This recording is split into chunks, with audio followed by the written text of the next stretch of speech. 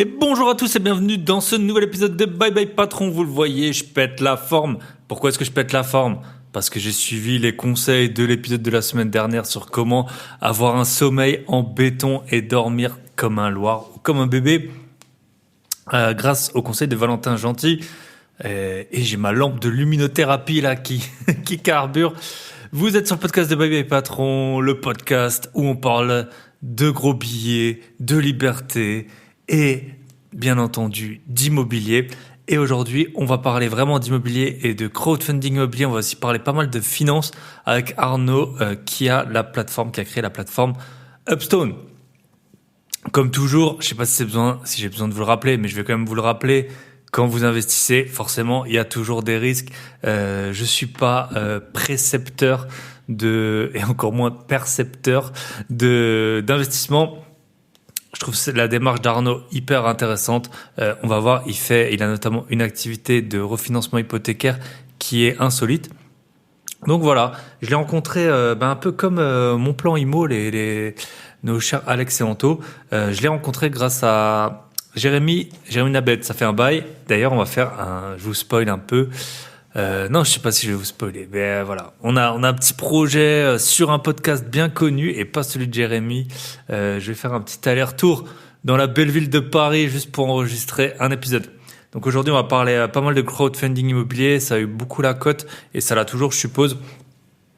Donc c'est en fait, Arnaud il expliquera ça mieux que moi, mais c'est en gros participer à un projet immobilier. On divise notamment les fonds propres dont un promoteur a besoin et donc on réunit grâce au principe du crowdfunding. Donc crowd, c'est la foule. Si vous avez un peu écouté votre prof d'anglais, donc voilà, on réunit les fonds propres. Et voilà, on a aussi le projet de refinancement hypothécaire que Arnaud va nous expliquer en détail. Je sais, mes derniers épisodes, ils sont longs. Personne s'en est plaint. Je sais que vous les écoutez en vitesse 1 fois 1,5 ou fois 1,7. Donc tant mieux. J'ai encore quelques épisodes, mais pas tant que ça d'avance. Et je voulais jongler un peu entre tous les épisodes que j'avais, mais ils étaient tous un peu plus longs. Donc voilà, épisode avec Arnaud de Upstone. Qu'est-ce que je pouvais vous dire à part ça ? Je vais essayer de faire court. Donc, merci à tous ceux qui ont partagé leur top Spotify. Ça fait trop plaisir. Il y en a qui étaient... le plus record que j'ai eu, c'est mes petits pieds vagabonds. Claire et Cindy, merci à vous. Elles sont passées sur le podcast. Je suis dans leur top 2%. Enfin, elles sont dans le top 2% de mes auditeurs.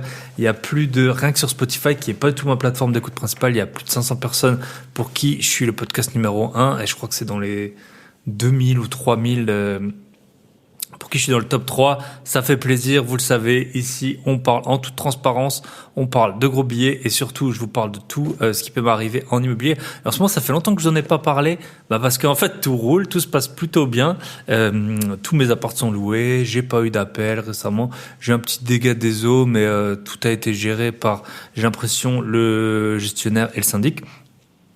Donc voilà, ça fait à peu près 1 mois et demi, 2 mois que j'ai pas entendu parler de mes appartements et c'est très bien comme ça. Et j'ai une sorte de zénitude là. J'étais 3 semaines en vacances, j'ai réglé pas mal de trucs un peu latents et puis j'ai encore, bien sûr on a toujours des choses à faire, mais voilà, j'ai retrouvé une sorte de quiétude que j'avais un peu perdue.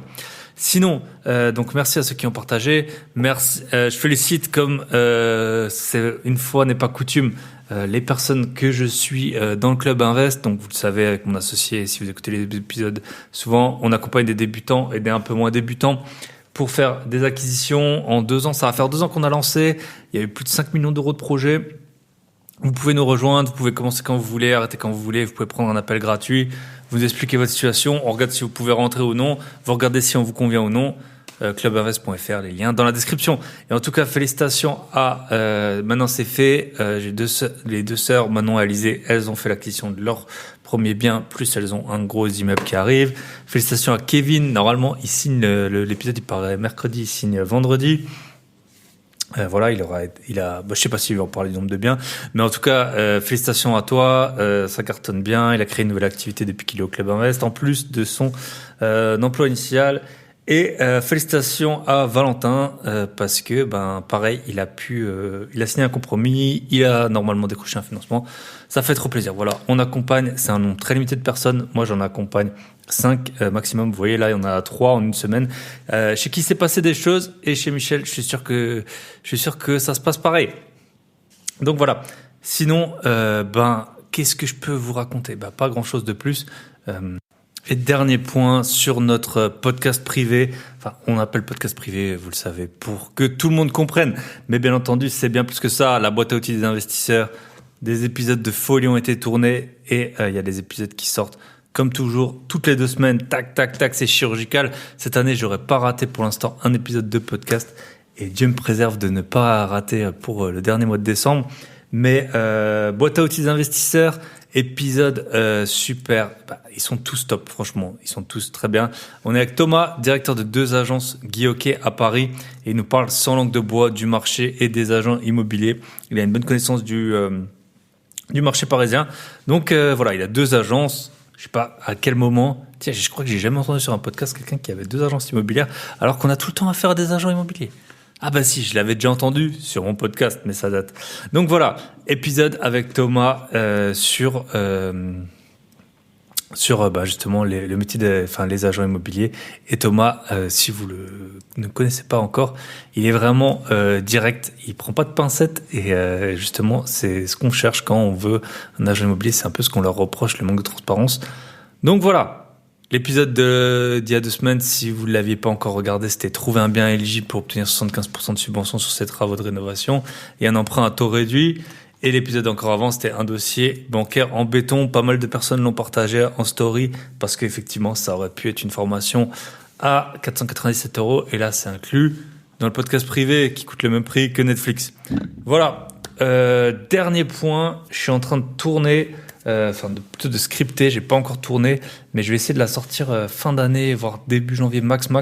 Une formation sur la bourse, comme toujours. Je vous ferai un épisode, je vous ferai un tarif tout à fait acceptable. Je pense que c'est intéressant. Là, il y a franchement, ça a été, pendant 2 ans, c'était un peu calme. Là, la bourse, elle a bien repris. La crypto, donc rien à voir, ce sera pas sur la crypto. La formation sera que sur la bourse. Se lancer, je vais vous expliquer ma stratégie, comment je choisis les entreprises. Ça fait depuis 2015, donc ça va faire bientôt 9 ans que j'ai investi en bourse, que j'investis toujours, que j'ai des sommes conséquentes. Et donc je vais vous expliquer vraiment le b.a.-ba jusqu'à comment moi je choisis, comment je gère mon portefeuille, comment j'investis, à quel rythme j'investis, etc. Donc si vous avez des questions, si vous avez des points que vous voulez que je traite, la formation, ce sera vraiment un prix qui est tout à fait payable. Donc si vous avez des questions, allez hop, si vous me laissez des questions sur la formation, je vous ferai un code promo personnalisé. Faut pas abuser, ce sera peut-être 10 ou 20 €. Donc voilà, je vais tourner ça. Je pense que c'est vraiment le bon moment quand je vois, moi j'ai plus que la bourse, ça m'a fait, j'aurais pu m'acheter une belle voiture grâce à l'argent que j'ai en plus-value latente ou que j'ai déjà encaissé. Donc c'est vraiment un pilier supplémentaire. L'immobilier, ça permet d'aller vite. La bourse, ça permet une certaine sérénité, surtout si on regarde pas ses comptes tous les jours. Et pour la crypto, donc voilà, le Bitcoin, il a passé les 40 000 $. Donc il y avait, j'ai bien aimé une petite phrase de notre cher Clément Yudek que j'ai eu 2 fois sur le podcast. Il a dit, pour ceux qui se disent le bull run, donc le bull run pour ceux qui connaissent pas, c'est le taureau, il t'envoie en l'air avec ses cornes. Le bull run va arriver. En fait, il est un peu déjà là, parce que au début de l'année, on était à 17 000 $. Maintenant, j'ai regardé ce matin, c'était 41 000 $. Voilà. La crypto, c'est encore tout à fait autre chose que la bourse, mais je sais qu'il y a beaucoup de gens qui sont investis dedans. Même moi, j'ai aussi des sommes heureusement moins conséquentes qu'en bourse, mais quand ça monte, on est content. Et là, je teste justement, je fais une sorte de DCA à l'envers. J'ai essayé de sortir ce que j'ai pas très bien fait. J'avais quand même un peu fait, mais pas très bien fait pendant les premiers bull runs. Maintenant, je fais un DCA à l'envers, donc je vends une partie des cryptos. Maintenant, là, je trouve que c'est assez haut. Je vais pas tout vendre, mais je vais vendre comme ça chaque semaine une partie de mon portefeuille pour un peu récupérer des gains, parce que j'ai plein de projets pour 2024. On attaque l'épisode donc avec Arnaud de Upstone. Comme toujours, Chaque investissement comporte des risques. On est parti. À tout de suite de l'autre côté.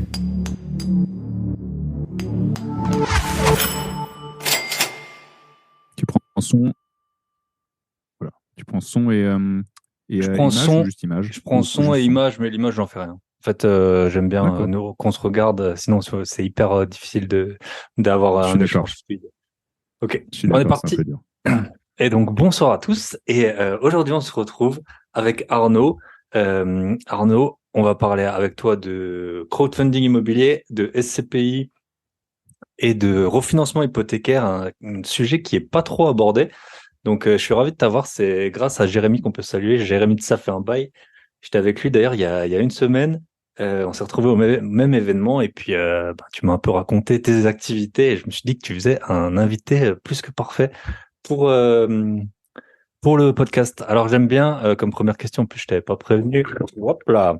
Je t'avais pas prévenu, mais je vais te la poser. C'est que les invités racontent un peu, pour se présenter, une expérience insolite ou singulière, un peu dérangeante qui a pu leur arriver dans peut-être des stages ou tu vois. Enfin, le podcast s'appelle Bye Bye Patron.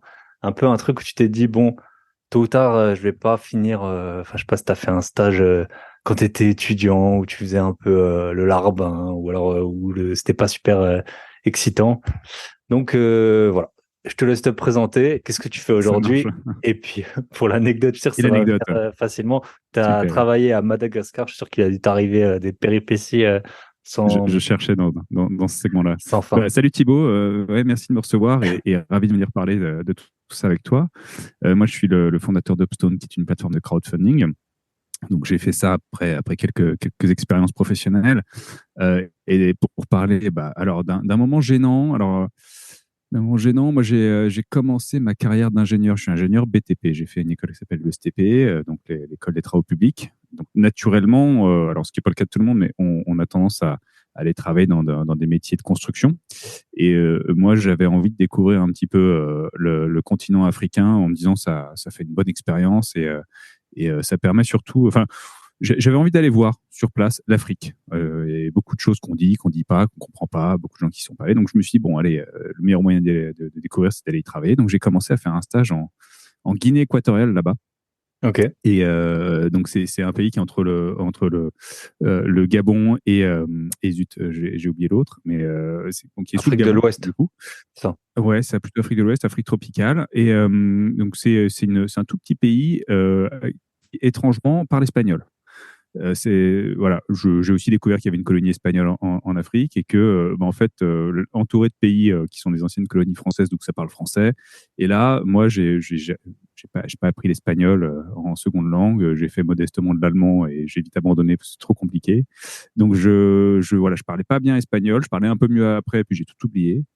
Et j'ai commencé, voilà, à faire un chantier de rénovation de route là-bas. Le premier la première expérience qui est l'arrivée à l'aéroport. Et je vais donner deux, trois anecdotes parce que en 4 mois de stage là-bas, il s'est passé pas mal de choses. Il y a beaucoup de clichés, mais il y en a un qui est très vrai, c'est que tout ce qui est policier, douane, c'est des gens qui sont pas très très bien payés généralement, et ils arrivent à tirer parti d'un certain nombre de situations, notamment avec les expats, en exploitant un petit peu leurs ressources financières. Donc je m'explique. Moi, j'aime bien la photo et avant de partir en Afrique, je me suis dit, c'est quand même l'endroit où je vais pouvoir faire des photos. Donc, je rêvais depuis des années d'avoir un réflexe. Donc, je me suis acheté un réflexe numérique. C'était en 2006, 2005. Donc, voilà, c'était les premiers modèles qui se démocratisaient un petit peu et j'étais super content. Et j'atterris, j'arrive à l'aéroport ça devait être Malabo, qui est la capitale sur une île. Et là, je passe la douane et là, le douanier il prend mon appareil photo, il le met sous le bureau et il me donne le reste de ma valise. Et je lui dis, en fait, j'avais un appareil photo, donc comment on fait, quoi. Et en fait, il me dit, en gros, tu sors. Donc là, il y a un expat qui vient me chercher, je lui explique la situation, il me dit, pas surpris le type, hein, il dit, bon, ok, donc il envoie un gars qui va palabrer un petit peu, en fait, lui donner probablement, je ne sais pas combien de francs CFA à l'époque, c'est pas grand-chose, mais juste de quoi voilà, récupérer un peu ce petit racket. Et donc, voilà, très tôt, ça te met dans l'ambiance en disant, bon, ok, il y a différentes façons de fonctionner et celle-ci, il va falloir comprendre certains codes. Et moi, j'arrive, j'étais pâle, j'étais blanc comme un cul parce que on commence les stages, ça devait être en mars, donc t'es pas forcément au top de ton bronzage. Donc j'arrive, on voit bien que j'ai jamais pris le soleil des tropiques, donc voilà. Et généralement dans ces expériences d'expat, on te file un véhicule, donc j'avais un pick-up.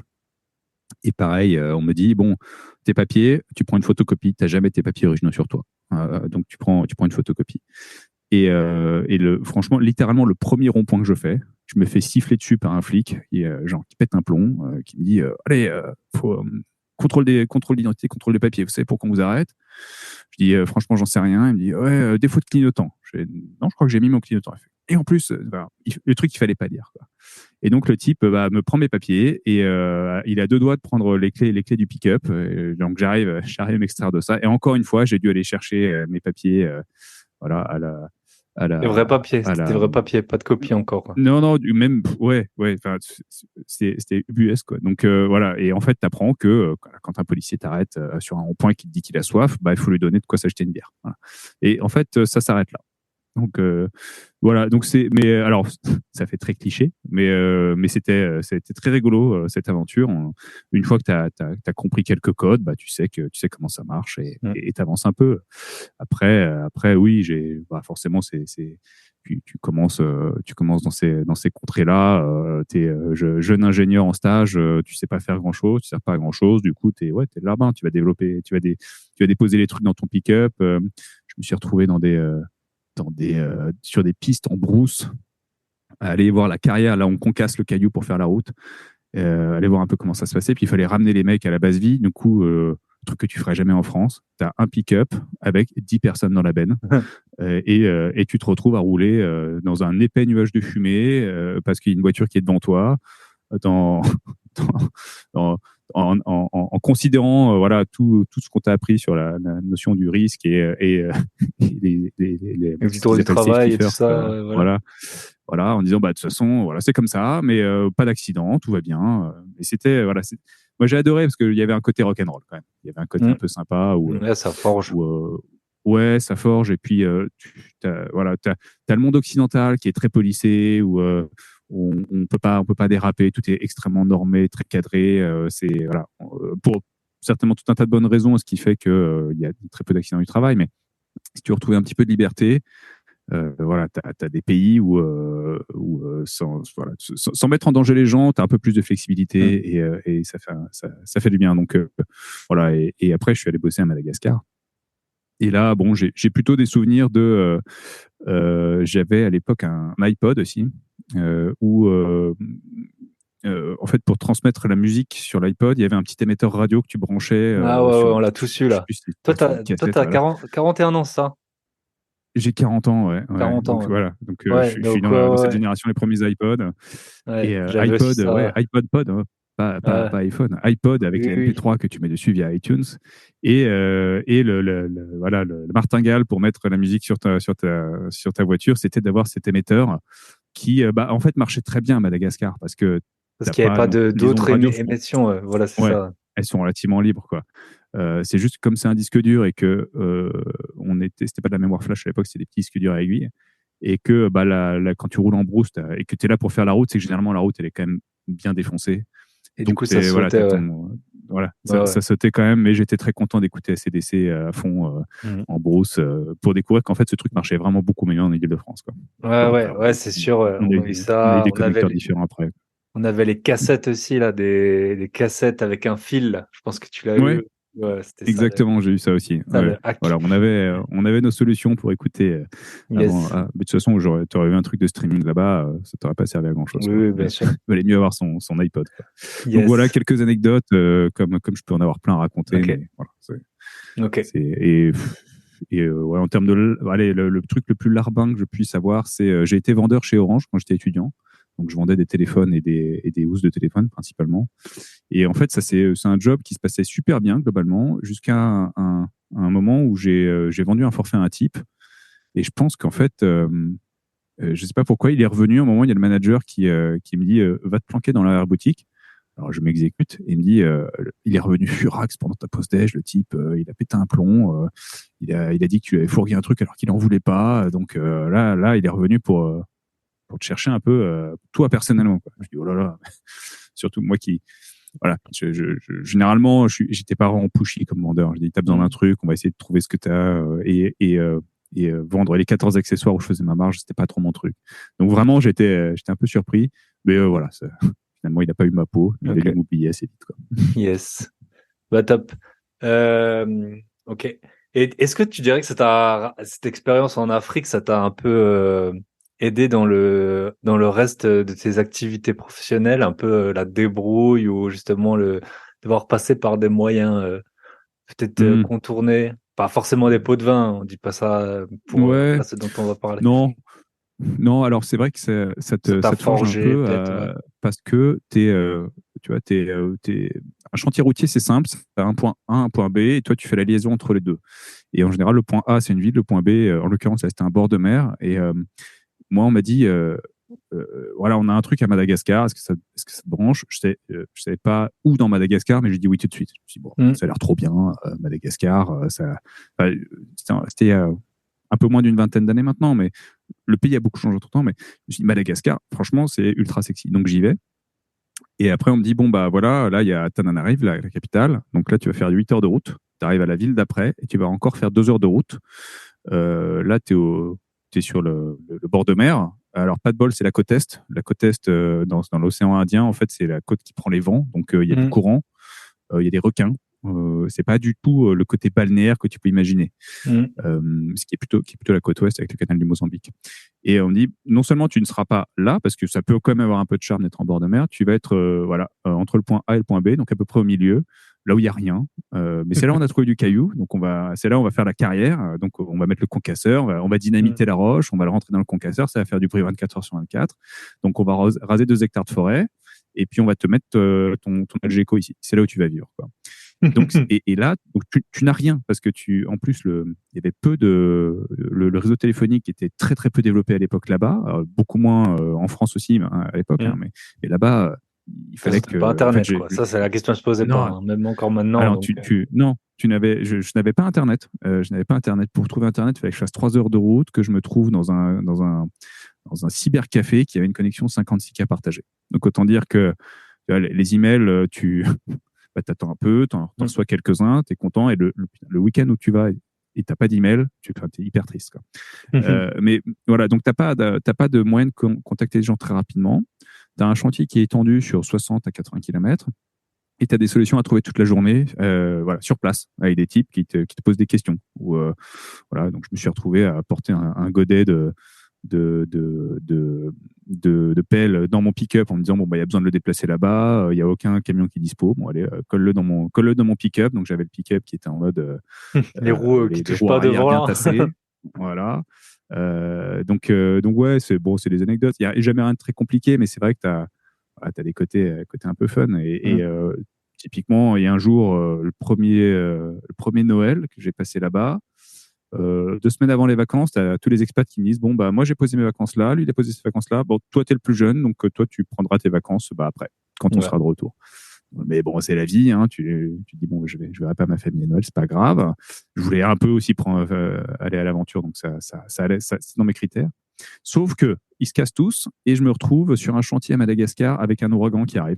Ah, génial. Et le niveau d'eau qui arrive 2 mètres au-dessus de la route.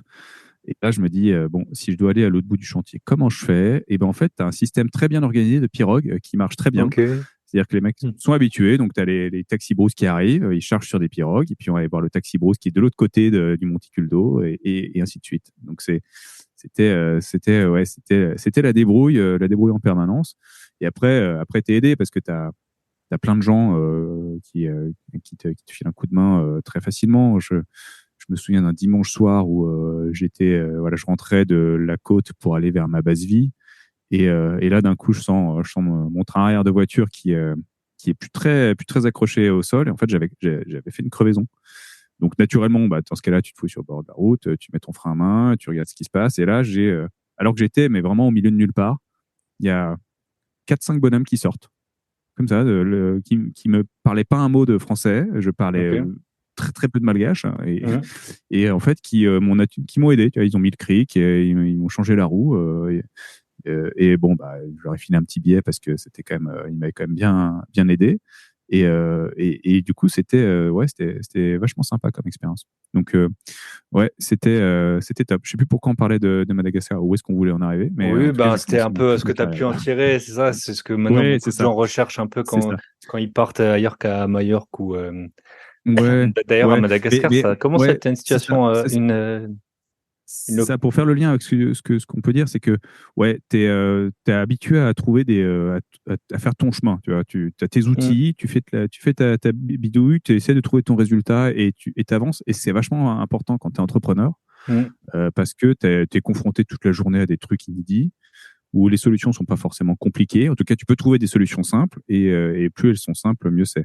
Hein. mm, Et ça va. Enfin, tu vois, j'ai fait des trucs bêtes. Hein. T'as des gens qui arrivent, le premier jour ils arrivent pour bosser, ils disent, tu leur demandes de faire un calcul, ils disent ouais, j'ai pas de calculatrice. Bah, je sais pas, tu prends Excel, quoi. mm, Tu ouvres un onglet Excel, tu fais ton calcul et c'est tout simple. Et là, ah oui, ça peut être simple si t'as pas besoin d'avoir une mm. calculatrice. Bon, voilà, Ok, c'est l'anecdote, quoi. Mais ça ouais, marche. ça forge forcément. Yes. Ok, on va passer rapidement sur la suite. Donc, Hmm. ensuite, tu t'es formé à la finance, c'est ça? Finance de... C'est ça. Le Finance... virage, je l'ai Quelle pris en me finance disant, exactement? ouais, j'ai pris le virage de la finance parce que le côté expat, je trouvais ça génial. Mais si je le faisais, c'était dans des pays un peu exotiques. Je me Mm, voyais pas rentrer en France pour faire le même boulot parce il est beaucoup plus normé. Et en fait, ok. tu t'en mérites à faire beaucoup de paperasse toute la journée, à faire signer des types de comment tu dois planter un clou et vérifier qu'il le plante bien dans le bon sens, etc.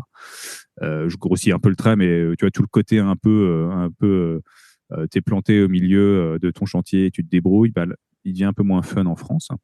Donc, je me suis dit, bon, bah, je vais faire autre chose. J'avais des copains qui avaient fait un master finance à l'ESCP et qui m'ont un peu envoyé du rêve en me disant, ouais, on a des métiers, c'est super cool et en plus, on gagne plein d'argent.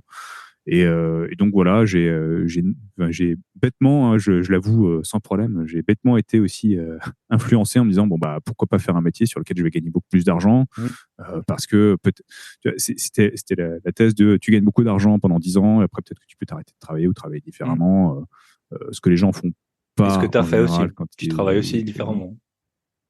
ouais, c'est ça. Et donc, j'ai pris des cours de finance. Je suis arrivé sur le marché du travail en pleine crise des subprimes. Donc, autant dire que les gros salaires c'était c'était un peu assagi. Et c'était même un petit peu un challenge de trouver un job. Et j'ai trouvé un job d'analyste financier à Londres. Donc, ce qu'on appelle l'equity research, c'est des analystes financiers qui produisent des notes d'analyse sur les sociétés cotées. Donc, tu regardes les résultats de la société cotée, tu dis elle est bien, elle n'est pas bien, tu dis ce que tu en penses. Généralement, tu t'éloignes pas trop du consensus et puis Mm, tu donnes une recommandation à l'achat ou à la vente qui est distribuée à un panel d'investisseurs qui ensuite va passer des ordres avec des sales traders. Donc, c'était hyper enrichissant parce que, alors, je devais arriver dans l'équipe Building and Materials à l'époque, chez ce broker, parce que Building and Materials, c'est ce qui se ressemble le plus à la construction. Et mm, étant ingénieur dans la construction, c'était logique. Et je me souviens très bien, c'est un copain qui m'a accompagné à Londres en voiture avec toutes mes affaires. Et j'ai un coup de fil du directeur de la recherche qui m'appelle en me disant bon, j'ai une mauvaise nouvelle, une bonne, une mauvaise nouvelle. La mauvaise nouvelle, c'est qu'il n'y a plus de place dans l'équipe Building and Materials parce qu'on a recruté le junior. La bonne nouvelle, c'est qu'on a une place en real estate. Et il me dit, oh, tu verras, c'est la même chose, quoi. Ça n'a juste rien à voir. Mais mm. je me suis dit, bon, bah, foutu pour foutu, maintenant que je suis là, je vais quand même y aller. Et il me dit, il faut repasser quelques entretiens quand même, il faut rencontrer l'équipe. Je fais, bah, de toute façon, j'arrive, donc on va aller faire ces entretiens.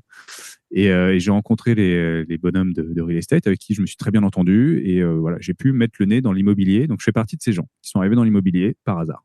Voilà, Ok. alors, rien de m'y Donc prédestinait. c'est ouais, voilà. Ça, c'est l'immobilier souvent commercial ou les grosses foncières ou Hum, les foncières cotées, en fait. C'est hum. ça. C'est ça, c'est Mm, exactement. Ouais, c'est les sociétés comme Unibail, comme Clépierre, mm, comme Gessina, donc qui gèrent des parcs de bureaux et de commerce mm, et de centres commerciaux. Et donc, je découvre ce que c'est un taux d'occupation, ce que c'est un loyer, ce que c'est une valeur vénale, une valeur d'expertise, une valeur de société. Donc, tout plein de choses qu'on met, tout un tas d'informations qu'on recueille pour faire des notes macro en disant, bon, bah, le secteur, il va comme ça. Et puis, pour tomber mm. sur la société et se dire, cette société elle va bien, elle va pas bien, ou qu'est-ce qu'on en pense. Donc, voilà, j'ai fait ça 2 ans. Et donc, j'ai appris énormément de choses. C'était hyper enrichissant. C'était très, très mal payé aussi. Mais c'était hyper enrichissant. C'est mal payé et à Londres. Donc, ce qui fait que Oui, j'étais à Londres il n'y a pas mon longtemps, boss, donc t'es content. ouais, et c'était à Londres, oui, tu vois, en 2007. Donc, t'imagines aujourd'hui, avec l'inflation, plus, voilà, la vie est vraiment très chère là-bas. Donc, voilà, j'avais une coloc avec une chambre de 7 ou 8 mètres carrés dans un appartement qui était vers Covent Garden, pas très loin de là où je travaillais à St. James. Donc, c'était chouette parce que C'était je pouvais y aller central, à quoi. pied. Ouais. Voilà, c'était hyper central. Bon, comme c'est hyper central, bah, c'est hyper blindé tout le temps. Donc, il y a des voitures tout le temps, il y a des bruits tout le temps. C'est pas calme du tout. Mais bon, on peut pas tout avoir. Donc, voilà. Et donc, comme je disais, c'est hyper enrichissant, mais pas très bien payé. Du coup, quand mon boss me dit, bon, écoute, moi, j'ai envie de rentrer en France et je vais monter une boîte pour faire du conseil.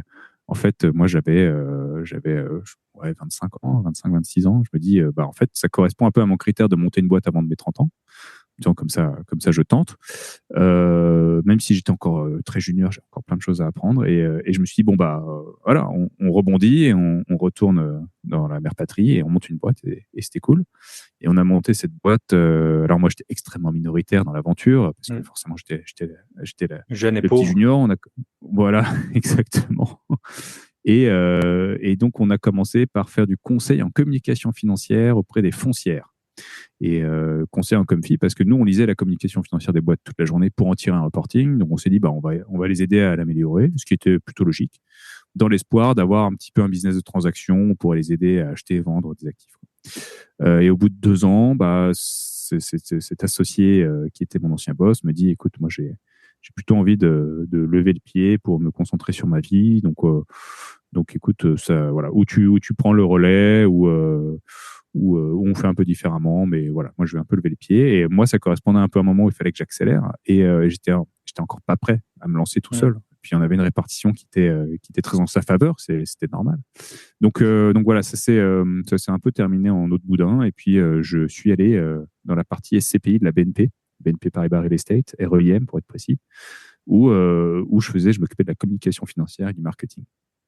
Donc là, j'ai découvert un peu le business des SCPI, ces fameux fonds d'investissement en immobilier et leur fonctionnement. Donc c'était très chouette aussi. Et j'ai appris ce que c'était que le produit d'investissement et comment ça fonctionnait.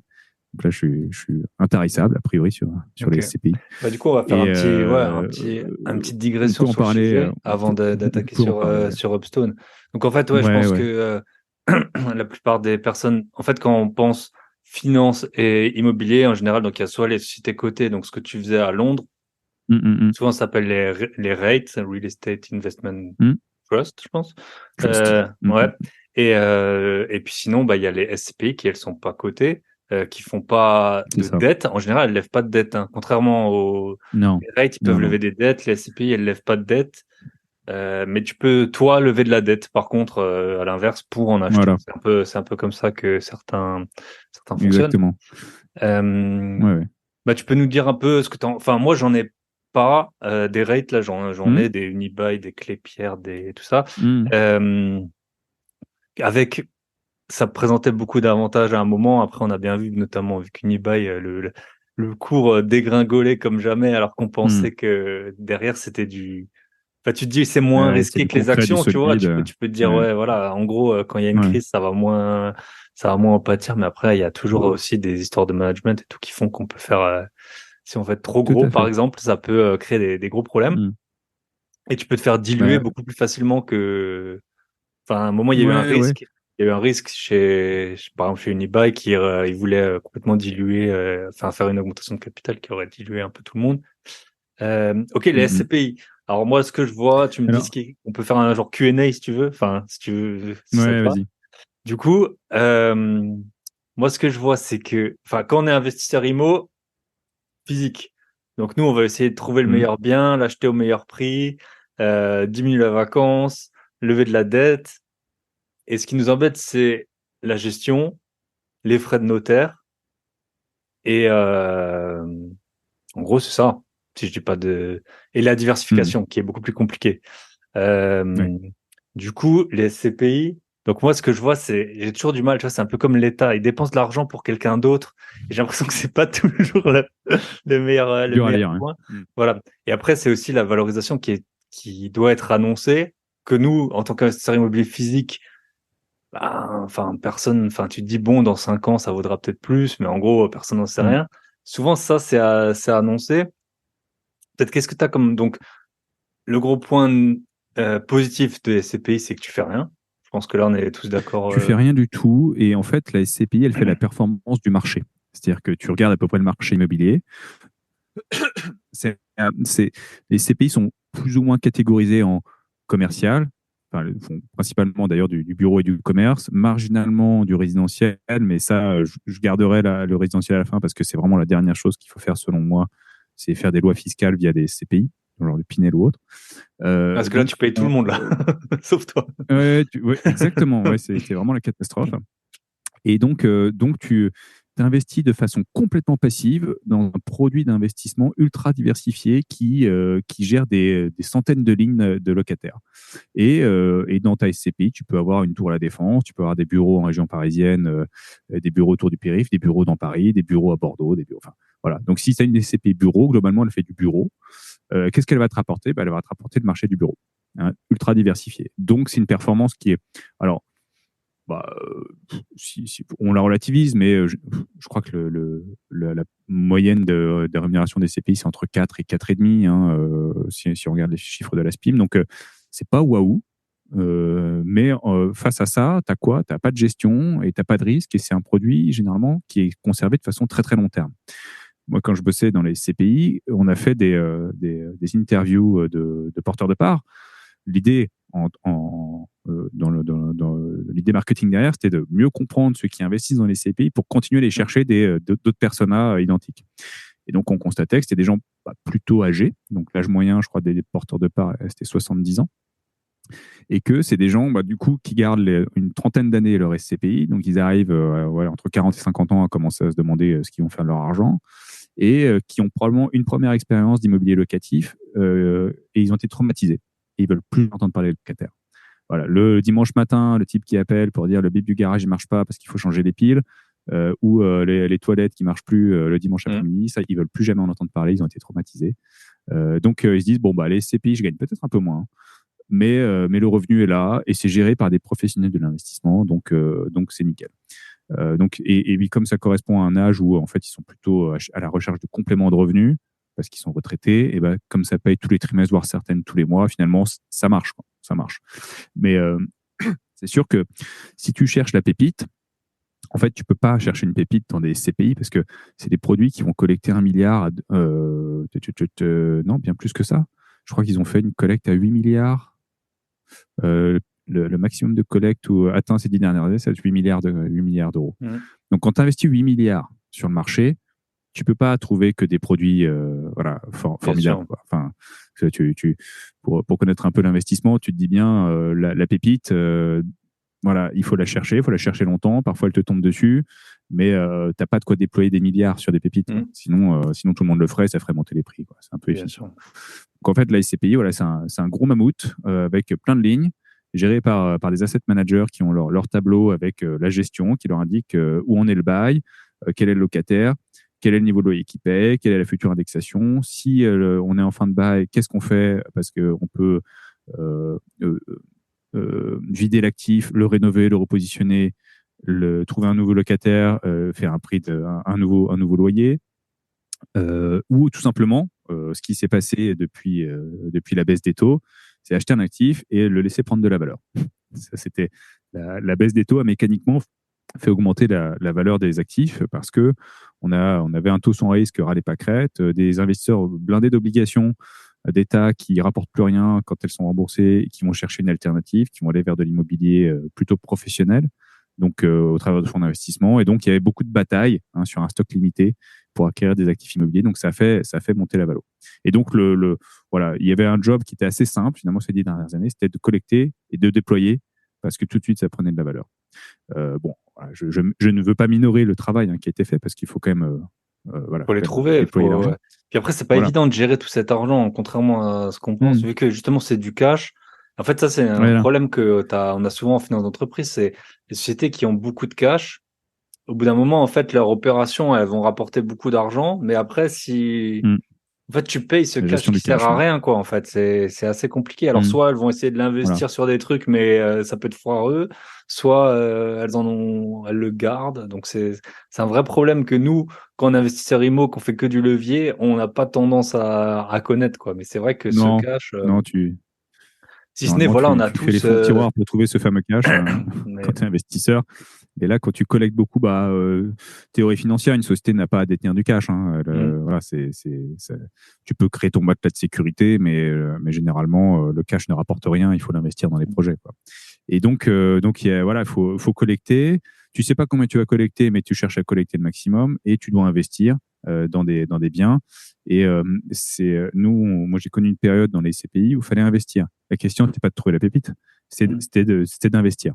Et Ok. il y avait C'est là où on fait souvent des d'autres mauvaises sociétés de affaires en gestion. général. Ouais. Ouais, ouais, mais il y avait, effectivement, c'est un marché où il y a de la demande et pas une offre extensible. Et tu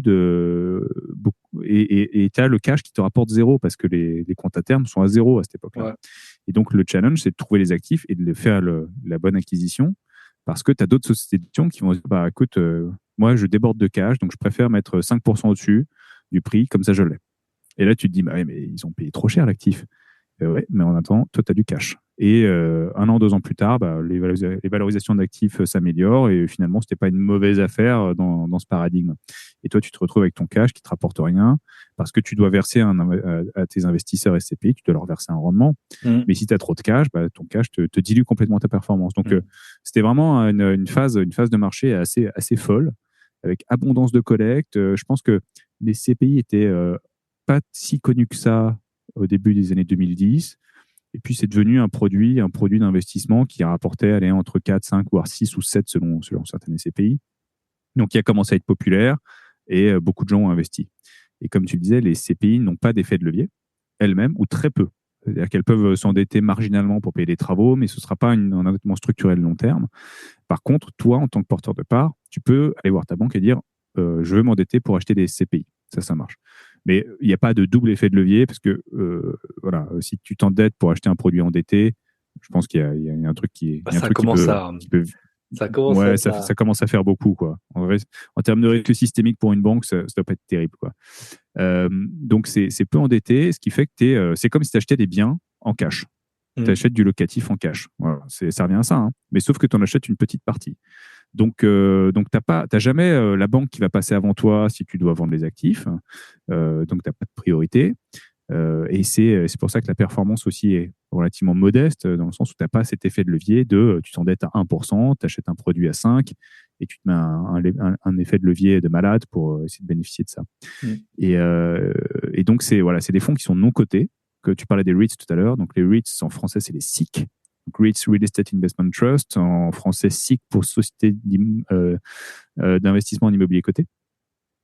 Et les SIC, elles, sont cotées, donc tu peux les acheter sur un marché réglementé, et elles peuvent faire de l'effet de levier. Mais donc, tu ne peux pas t'endetter pour acheter des parts d'Unibail, par exemple. Donc, leur performance est un petit peu meilleure, et donc, elles peuvent faire de l'effet de levier, mais tu vois, elles font de l'effet de levier comme on n'a pas forcément l'habitude de le voir quand on fait des opérations perso, parce que toi, ta banque, elle va te demander de rembourser le crédit. Tu vas l'amortir. Hein, tu as un emprunt qui est amortissable, alors que quand tu es en REITs, tu as un emprunt in fine, généralement. Donc, tu gères tes lignes de crédit de façon à payer que des intérêts. Ouais. Voilà, tu fais rouler ta dette. Ce qui est un peu contre-intuitif, parce que quand tu expliques, ce que j'ai pas dit, c'est que depuis une dizaine d'années, je donne des cours aussi d'immobilier en finance immobilière. Et donc, ça, c'est un passage que j'adore parce que très peu de gens ont fait un tableau d'amortissement. Après, j'ai un public d'étudiants, donc généralement, un tableau d'amortissement, tu le fais quand tu vas te poser des questions d'investissement, mais même des gens qui ont investi ne vont pas faire un tableau d'amortissement pour comprendre que dans un amortissement, tu rembourses un peu de dette, un peu de capital, et que ça te permet de conclure plein de choses, quoi. Et en fait, les REITs, elles ont une dette qui est fixe, on va dire, sur laquelle elles vont payer des intérêts, ce qui leur permet de distribuer beaucoup plus, parce qu'elles n'ont pas à amortir la dette. Donc, elles ne capitalisent pas, mais l'effet de levier, c'est une sorte de partenaire financier. Et tu as tes lignes de crédit que tu vas rouler avec une autre banque, tes investisseurs, changer ton mode de financement. Et c'est vrai que quand on explique ça, on se dit, nous aussi, à titre perso, on aimerait bien pouvoir emprunter à in fine ou à un amortissement partiel parce que en termes de cash flow, c'est vachement génial. plus fort. Surtout quand il y avait 1% d'intérêt. Ouais. Voilà. Sauf qu'en France, c'est pas possible. Mm. C'est pas possible. Ou tu es déjà très riche et en fait, tu as déjà l'argent que tu pourrais emprunter, donc tu vas faire ça pour des raisons fiscales. Ou alors tu habites en Suisse. Ouais, Et en en Suisse, c'est Suisse, connu, les en gens, ils fait, font ça. Ouais. voilà. Ouais. En Suisse, moi, en discutant avec des investisseurs, ils m'ont expliqué que non, ils avaient acheté leur maison avec un amortissement partiel. Donc, ils ont remboursé la moitié de la dette. Mm. Et après, la banque, elle est là jusqu'à la fin, jusqu'à ce que tu Ouais, vendes c'est l'actif. ça. Et en fait, ça te permet de triturer tes tableaux d'amortissement, tes cash flows et te dire, voilà, en fait, je paye un intérêt. Donc, la banque est toujours un peu propriétaire de ma maison. Mais si je fais du locatif, le fait d'amortir qu'une partie de la dette, en fait, en termes de cash flow, c'est juste monstrueux, quoi. Ça te donne un effet de levier supplémentaire. C'est comme être en différé tout le temps. Nous, on cherche tout le temps le C'est différé. ça. Enfin, surtout avant, on Voilà. cherchait. Bah là, c'est comme si c'était C'est tout le ça. temps en différé, quoi. Donc, C'est ça. Alors, en contrepartie, c'est qu'en France, on a un marché de la dette à taux fixe. ouais. Donc, ça, c'est aussi extrêmement protecteur parce que tous ceux qui ont emprunté avec des taux râlez pas crête, restent râlez pas crête pendant des années. Donc, ils ont peut-être une valeur d'actif qui peut être un peu challengée, mais ils ont un coût du crédit qui est extrêmement faible. Donc là, la question qu'on se pose, c'est est-ce que je continue avec mon crédit pas cher ou est-ce que je solde l'actif, mais je vais peut-être faire une moins-value, mais si je le garde, j'aurais pas payé beaucoup d'intérêt. Enfin, c'est vraiment c'est là où on est allé loin dans la financiarisation de l'immobilier. C'est qu'on commence à se poser ce genre de questions, quoi. Mais pour revenir un peu au SCPI, du coup, c'est un produit d'investissement qui peut pas avoir une performance démoniaque parce qu'il y a trop de volume d'investissement. Et quand tu représentes le marché de l'investissement en France, c'est entre 20 et 30 milliards par an sur l'immobilier commercial. Quand tu pèses un tiers de ça, tu peux pas faire comme on dit, du value add ou de l'opportuniste. Il y a pas assez d'opportunités. Ça marche pas.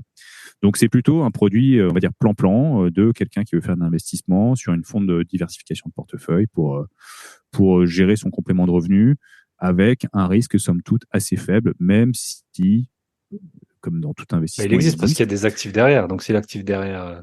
Voilà. Et en fait, ce que tu évoquais tout à l'heure, c'est intéressant, c'est notamment sur une eBay, où tu te dis, j'ai beau avoir des actifs derrière, le cours de bourse peut dévisser de façon intempestive. Où tu vas te dire, comment c'est possible que ça vale aussi peu, alors qu'il y a quand même des actifs, des centres commerciaux derrière. Et là, il faut faire attention entre la valeur d'entreprise et la valeur de l'immobilier qu'elle porte.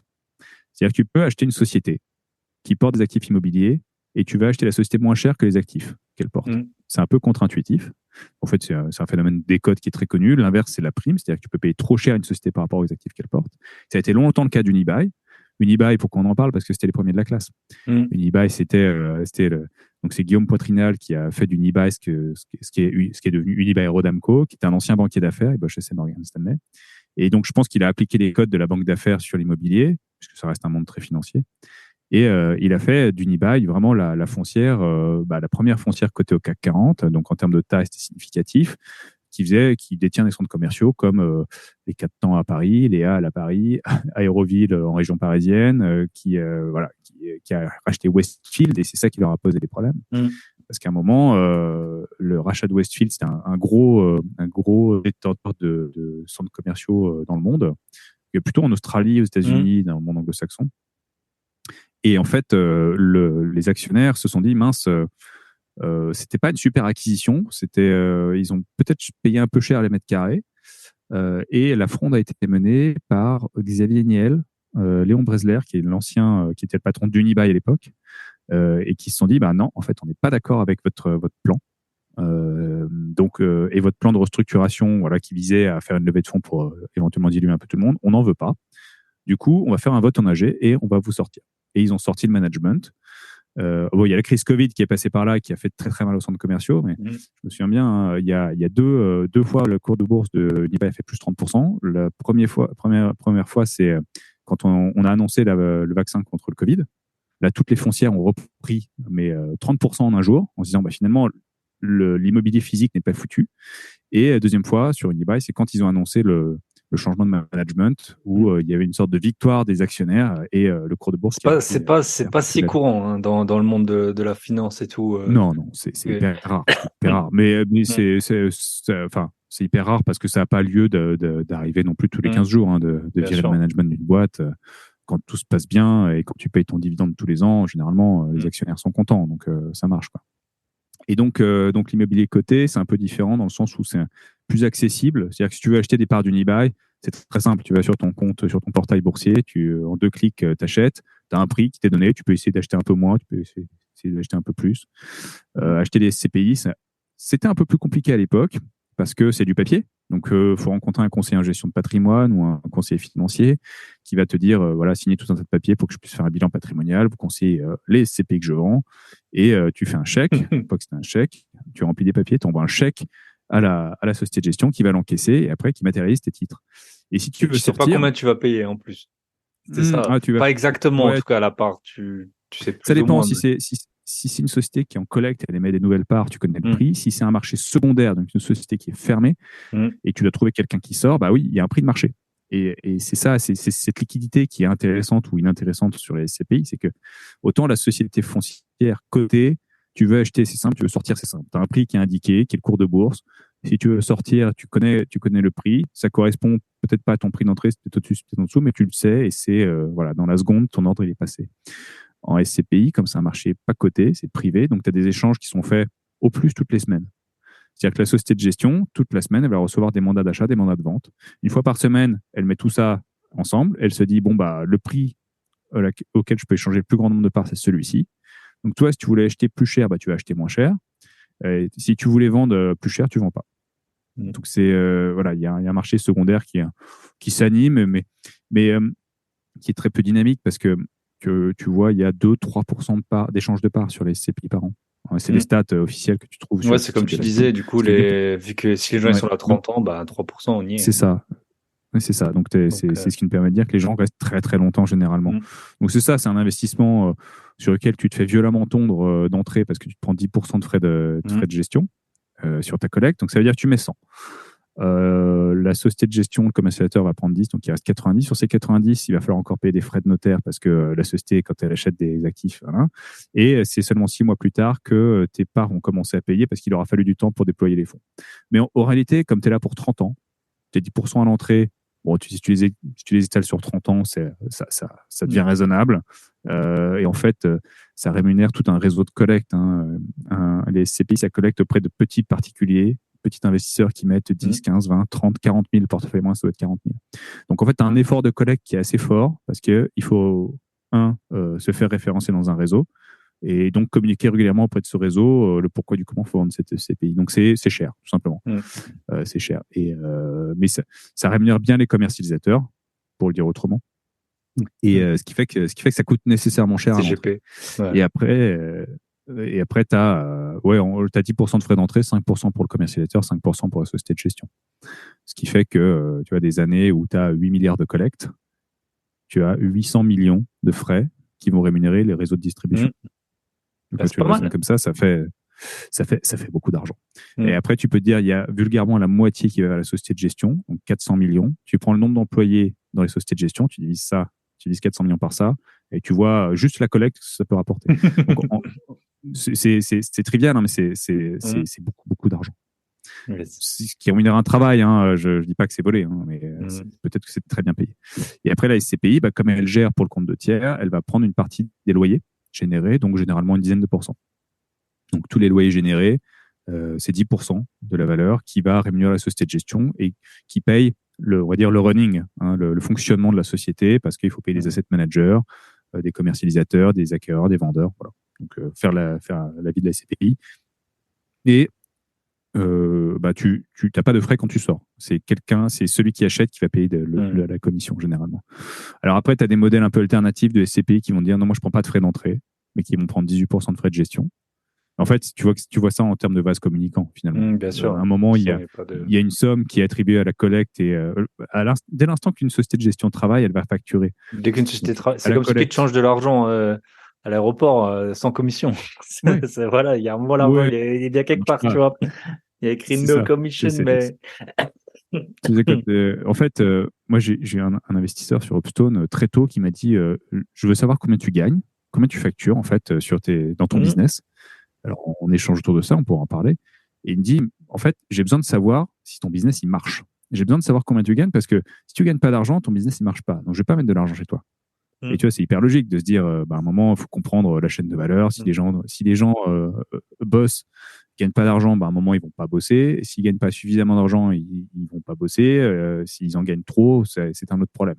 Là, tu peux râler. C'est toi qui Mais en gros, voilà, la société de gestion, elle travaille pour collecter. Donc, il faut constituer un fonds, il faut faire du marketing, il faut trouver un réseau de commercialisation, il faut payer.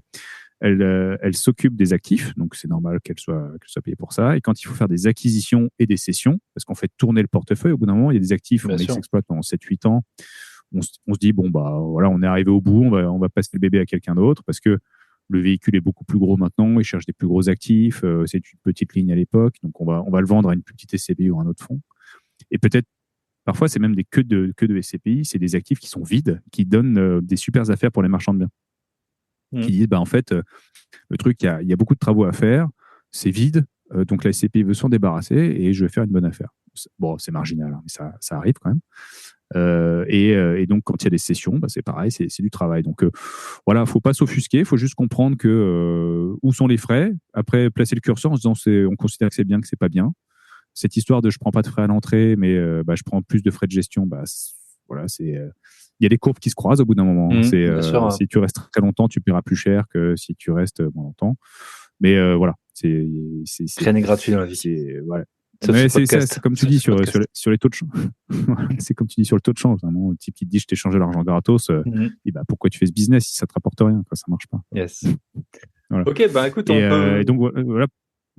Et juste pour conclure, je fais souvent des analyses de TRI. Enfin, pour conclure sur les SCPI, je fais souvent des analyses de TRI en classe interne avec mes élèves en disant bon bah voilà, taux de rendement interne, en disant c'est quoi ton investissement en SCPI, combien il te rapporte? Parce que ce qu'on n'a pas dit, c'est que la fiscalité elle est quand même assez violente sur la SCPI, dans le sens où tu as les revenus, c'est des revenus capitaux, c'est des revenus fonciers, qui sont assujettis aux prélèvements sociaux. Donc tu te prends 17,2 plus ta tranche marginale d'imposition.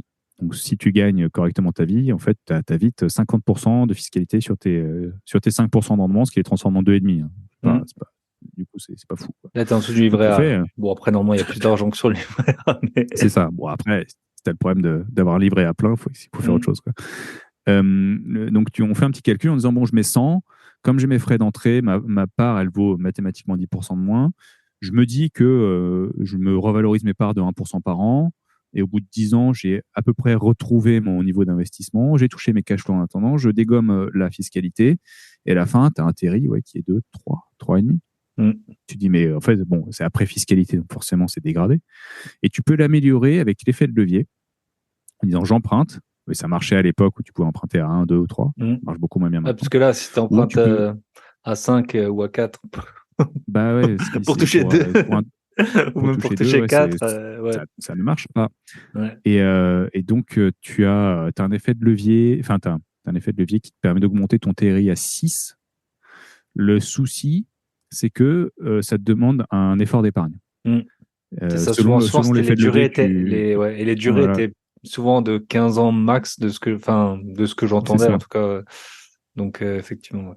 Et comme tu dois amortir l'emprunt, et bah, tu as un effet de levier. Tu as un cash flow négatif, pour le dire autrement. Voilà. Parce qu'on n'est pas une foncière, on doit amortir. Tu as un cash flow négatif. Bah ouais, tu dois rembourser ta dette. Hein. C'est triste, mais l'argent emprunté doit être remboursé. Il n'y a que les locataires garantis Visal qui ne remboursent pas. C'est ça. Donc, tu as un effet non-cash, tu as un effet de levier non-cash. C'est-à-dire que quand tu mets 50 au pot tous les mois sur ta SCPI, bah, finalement, tu vas rembourser 65-70 de capital. Mais ça te demande quand même un effort tous les mois. Et si tu cherches un produit qui va te générer du rendement, c'est peut-être pas pour mettre au pot tous les mois. Donc, ce qui fait que ce qui est vendu, c'est une stratégie de préparation de la retraite. C'est-à-dire, tant que tu es actif, bah, tu te charges en SCPI, tu rembourses, tu mets au pot. Et le jour où tu passes à la retraite, bah, tu as moins de salaire, parce que ta retraite, généralement, est une partie de ton dernier salaire. Et comme tu as fini de rembourser tes SCPI, et bah, tu n'as plus d'emprunt et tu as moins de fiscalité. Donc, ça te permet de vivre mieux. Yes. C'est la théorie, sauf que tu vends ça à des gens qui ont 40 ans, donc des gens qui ont mon âge, et que quand tu parles de la retraite à des gens qui ont 40 ans, bah, ça marche pas, quoi. On n'est pas prêt. On n'est pas prêt à préparer à se dire dans 20 ans, je suis à la retraite. Non, dans 20 ans, je serai dans la force de l'âge. Moi, je ferai encore des triathlons, j'aurai monté 14 boîtes. Donc voilà, c'est psychologiquement, enfin, marketingment parlant, c'est plus dur à faire passer, quoi. Donc voilà pour les CPI, je dirais que c'est un bon outil de diversification de fonds de portefeuille, mais il faut pas. Enfin, on fait ça parce que on veut faire une sorte de locatif des passionnés sans gestion qui rapporte correctement, mais sur lequel on va pas faire de miracle sur le rendement. Et en plus, on a eu un cycle avec, comme on le disait tout à l'heure, il fallait acheter.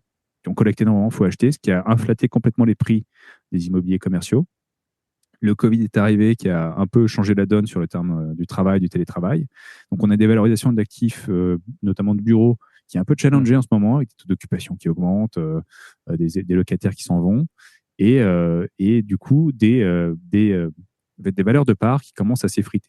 C'est-à-dire que depuis 10 ans, on voit les actifs se gonfler, donc les valeurs de part augmenter.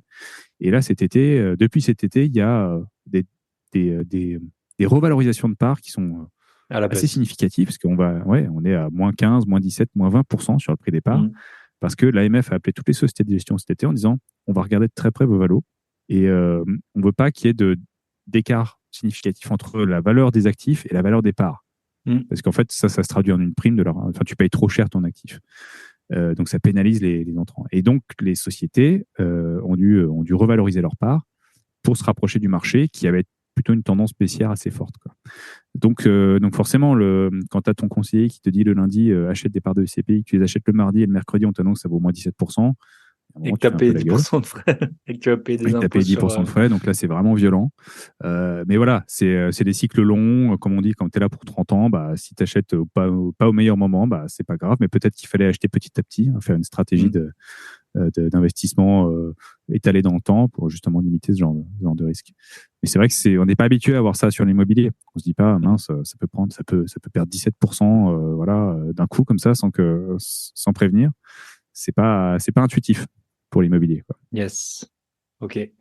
Bon, on peut enchaîner sur Upstone, c'est pour ça que tu es là. Bah voilà. Upstone. Donc, je travaille dans les SCPI jusqu'en 2015 où la vague du crowdfunding arrive. Tu peux expliquer ma mère écoute le podcast crowdfunding, donc pour les gens qui sont qui sont pas. Alors le crowdfunding, c'est le financement participatif, ou financement par la foule. En fait, quand on y réfléchit, les SCPI, elles sont crowdfundées. C'est plein de petits épargnants qui se réunissent pour investir dans un véhicule qui est géré par des tiers pour faire de l'investissement locatif. Le crowdfunding, ça va être, on va dire, un système similaire. C'est-à-dire que d'un côté de la plateforme, on va avoir des projets. Et à l'époque, ça commence par des projets de start-up, des projets d'entrepreneuriat. Et de l'autre côté de la plateforme, on a des investisseurs qui vont soutenir ces projets.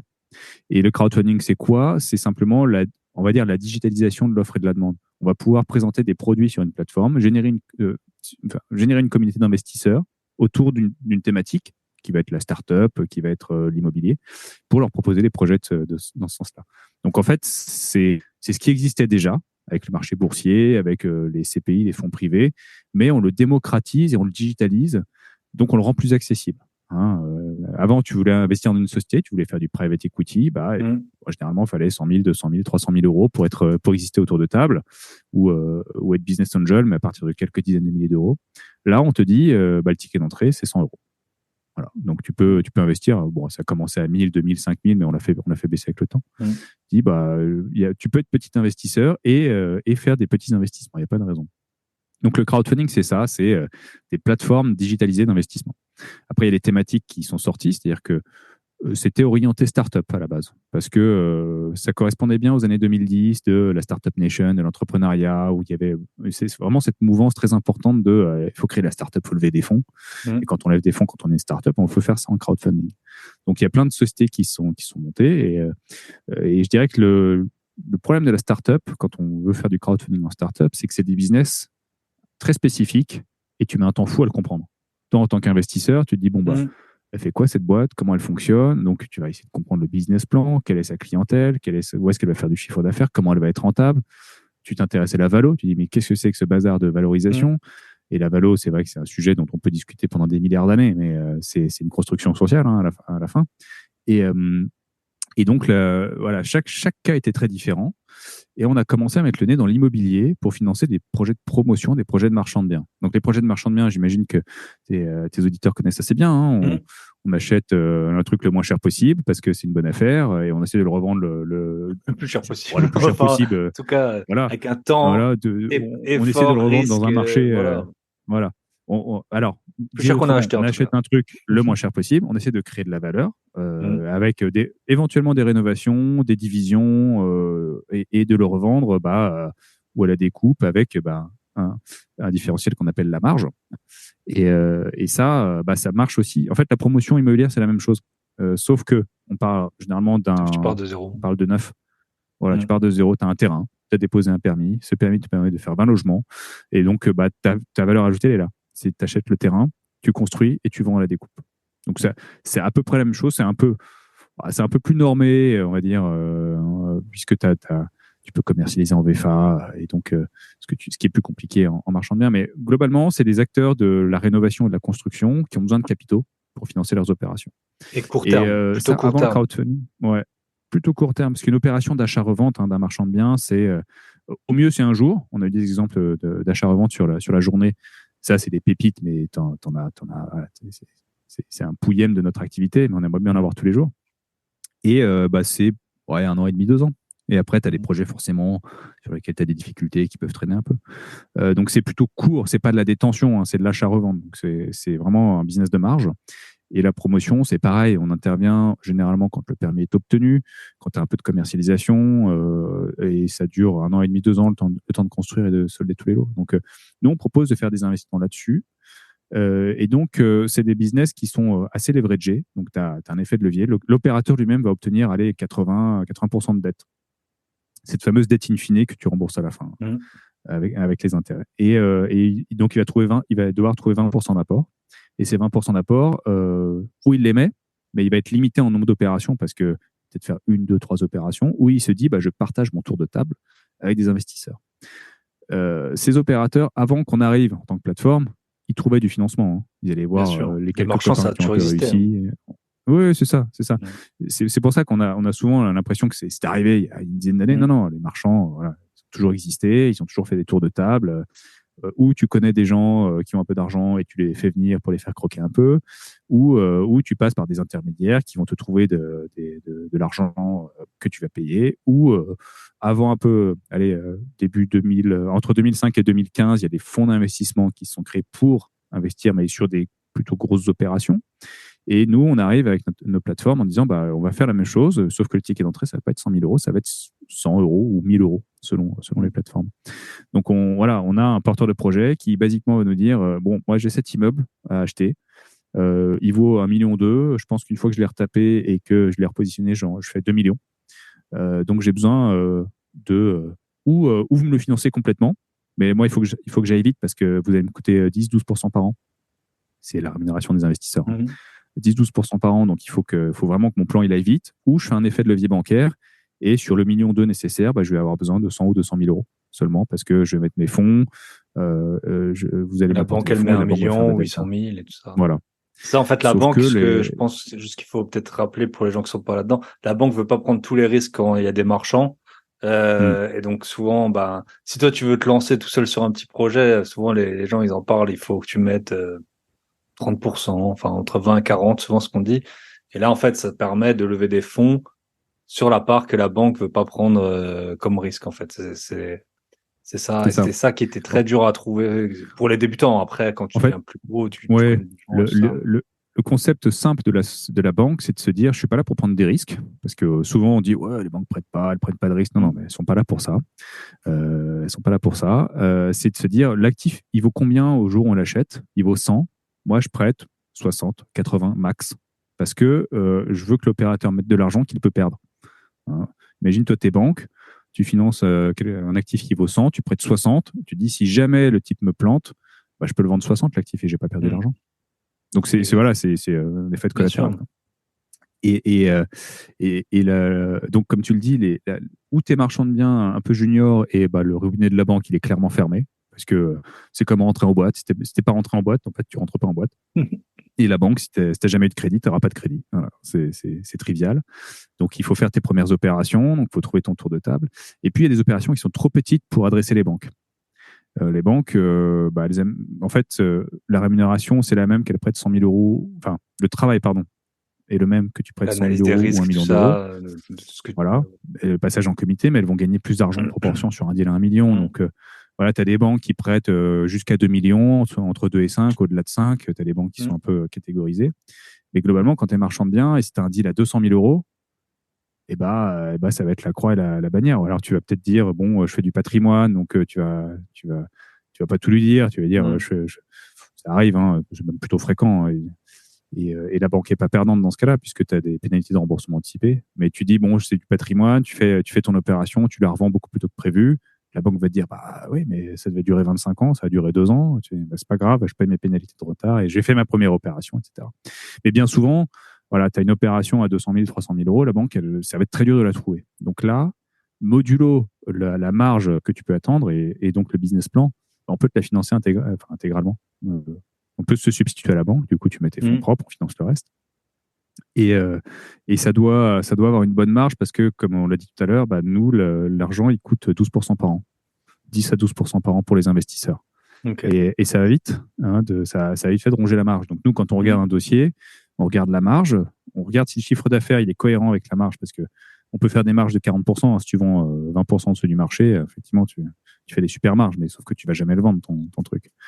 Et donc, on essaie de comprendre si le chiffre d'affaires il est cohérent. S'il est cohérent, il faut que le prix soit bien acheté. Si c'est bien acheté, on va mettre les honoraires. Donc, voilà, si tu as des travaux à faire, si tu as un architecte à payer, si tu as les frais financiers qu'on va intégrer, notre commission, et s'il reste suffisamment de marge, le projet est validé. Donc, on peut le financer intégralement.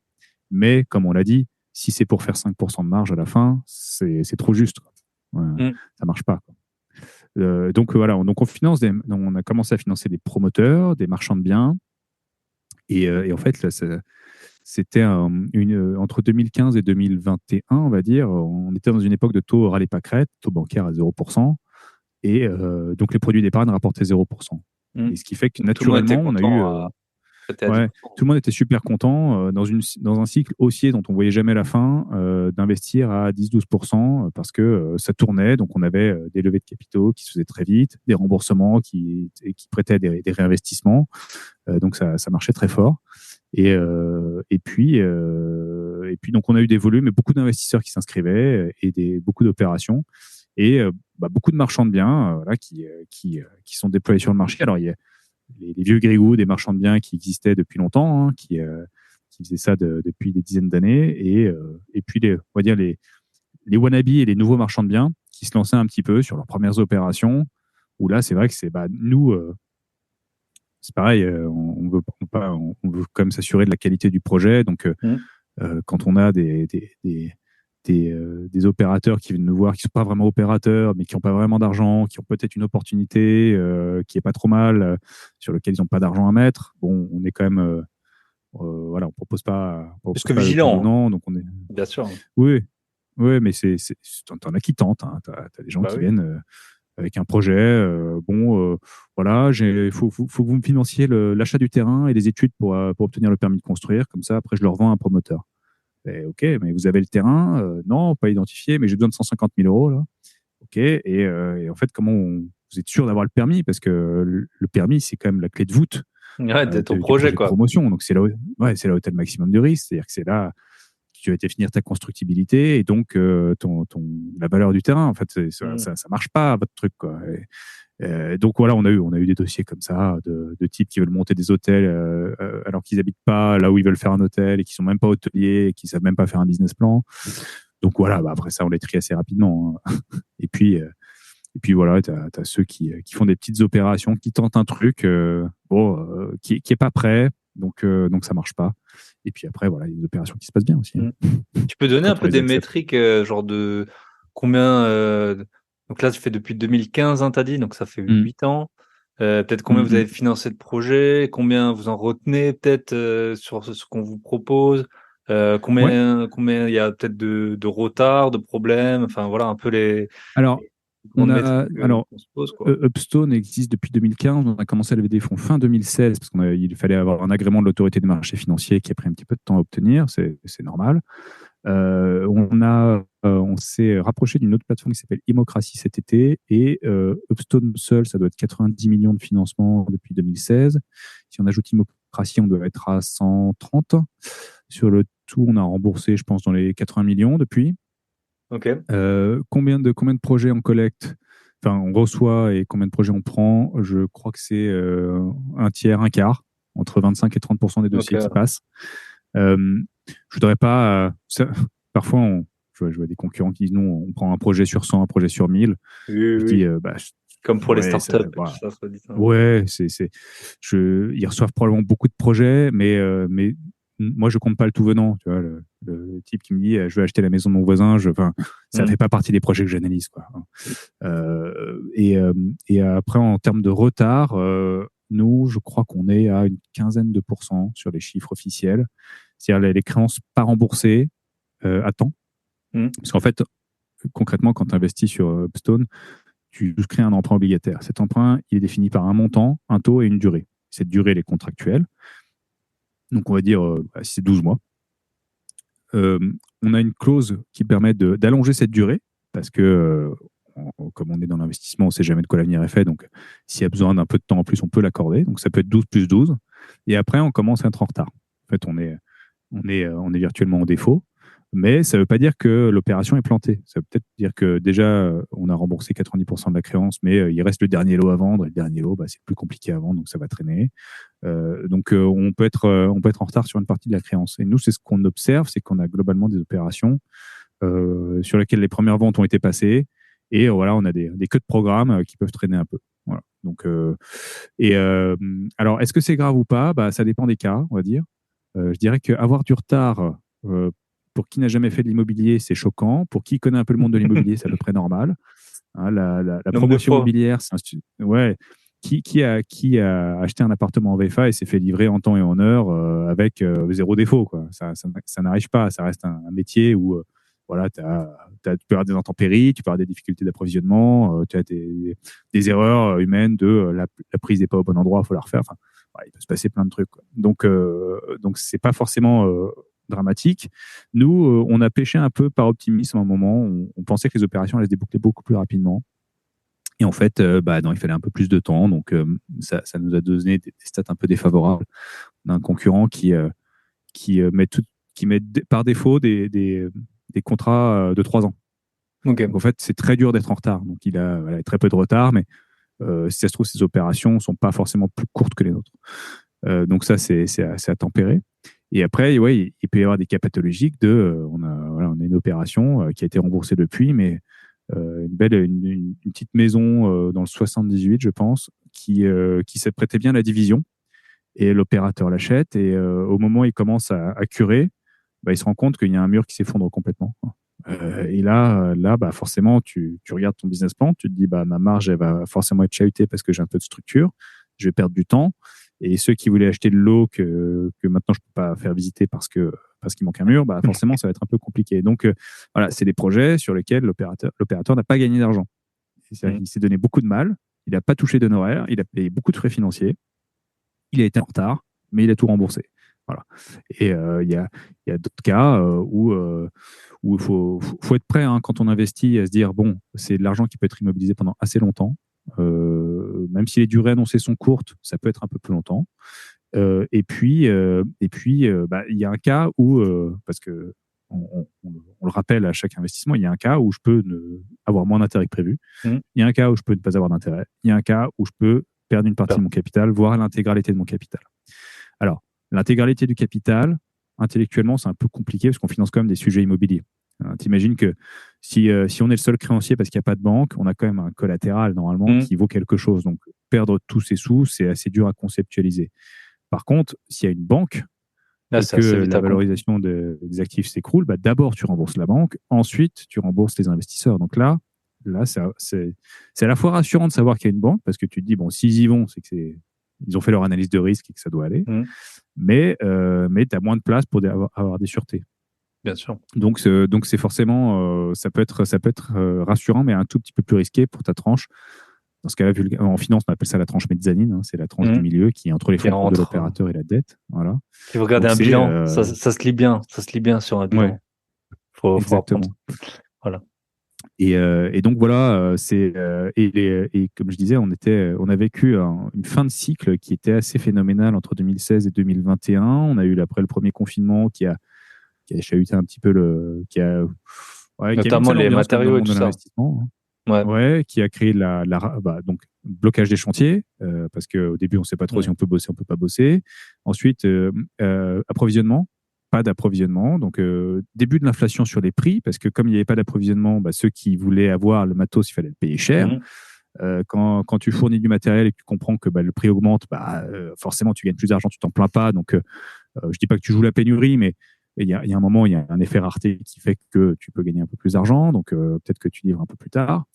Et puis l'augmentation des taux qui a créé un autre problème, c'est que les acquéreurs finaux sont moins solvables. Une opération de marchand, quand tu l'as faite, tu achètes un bien, tu découpes une maison en 4 appartements, qui t'achète ça? Des gens comme toi et moi qui vont s'installer avec leur famille ou qui vont s'installer pour vivre, qui vont acheter un bien ou pour faire du locatif, tout simplement. Eux, ils vont acheter un bien, ils vont s'endetter. Ils vont s'endetter sur 20, 25 ans pour faire un produit patrimonial.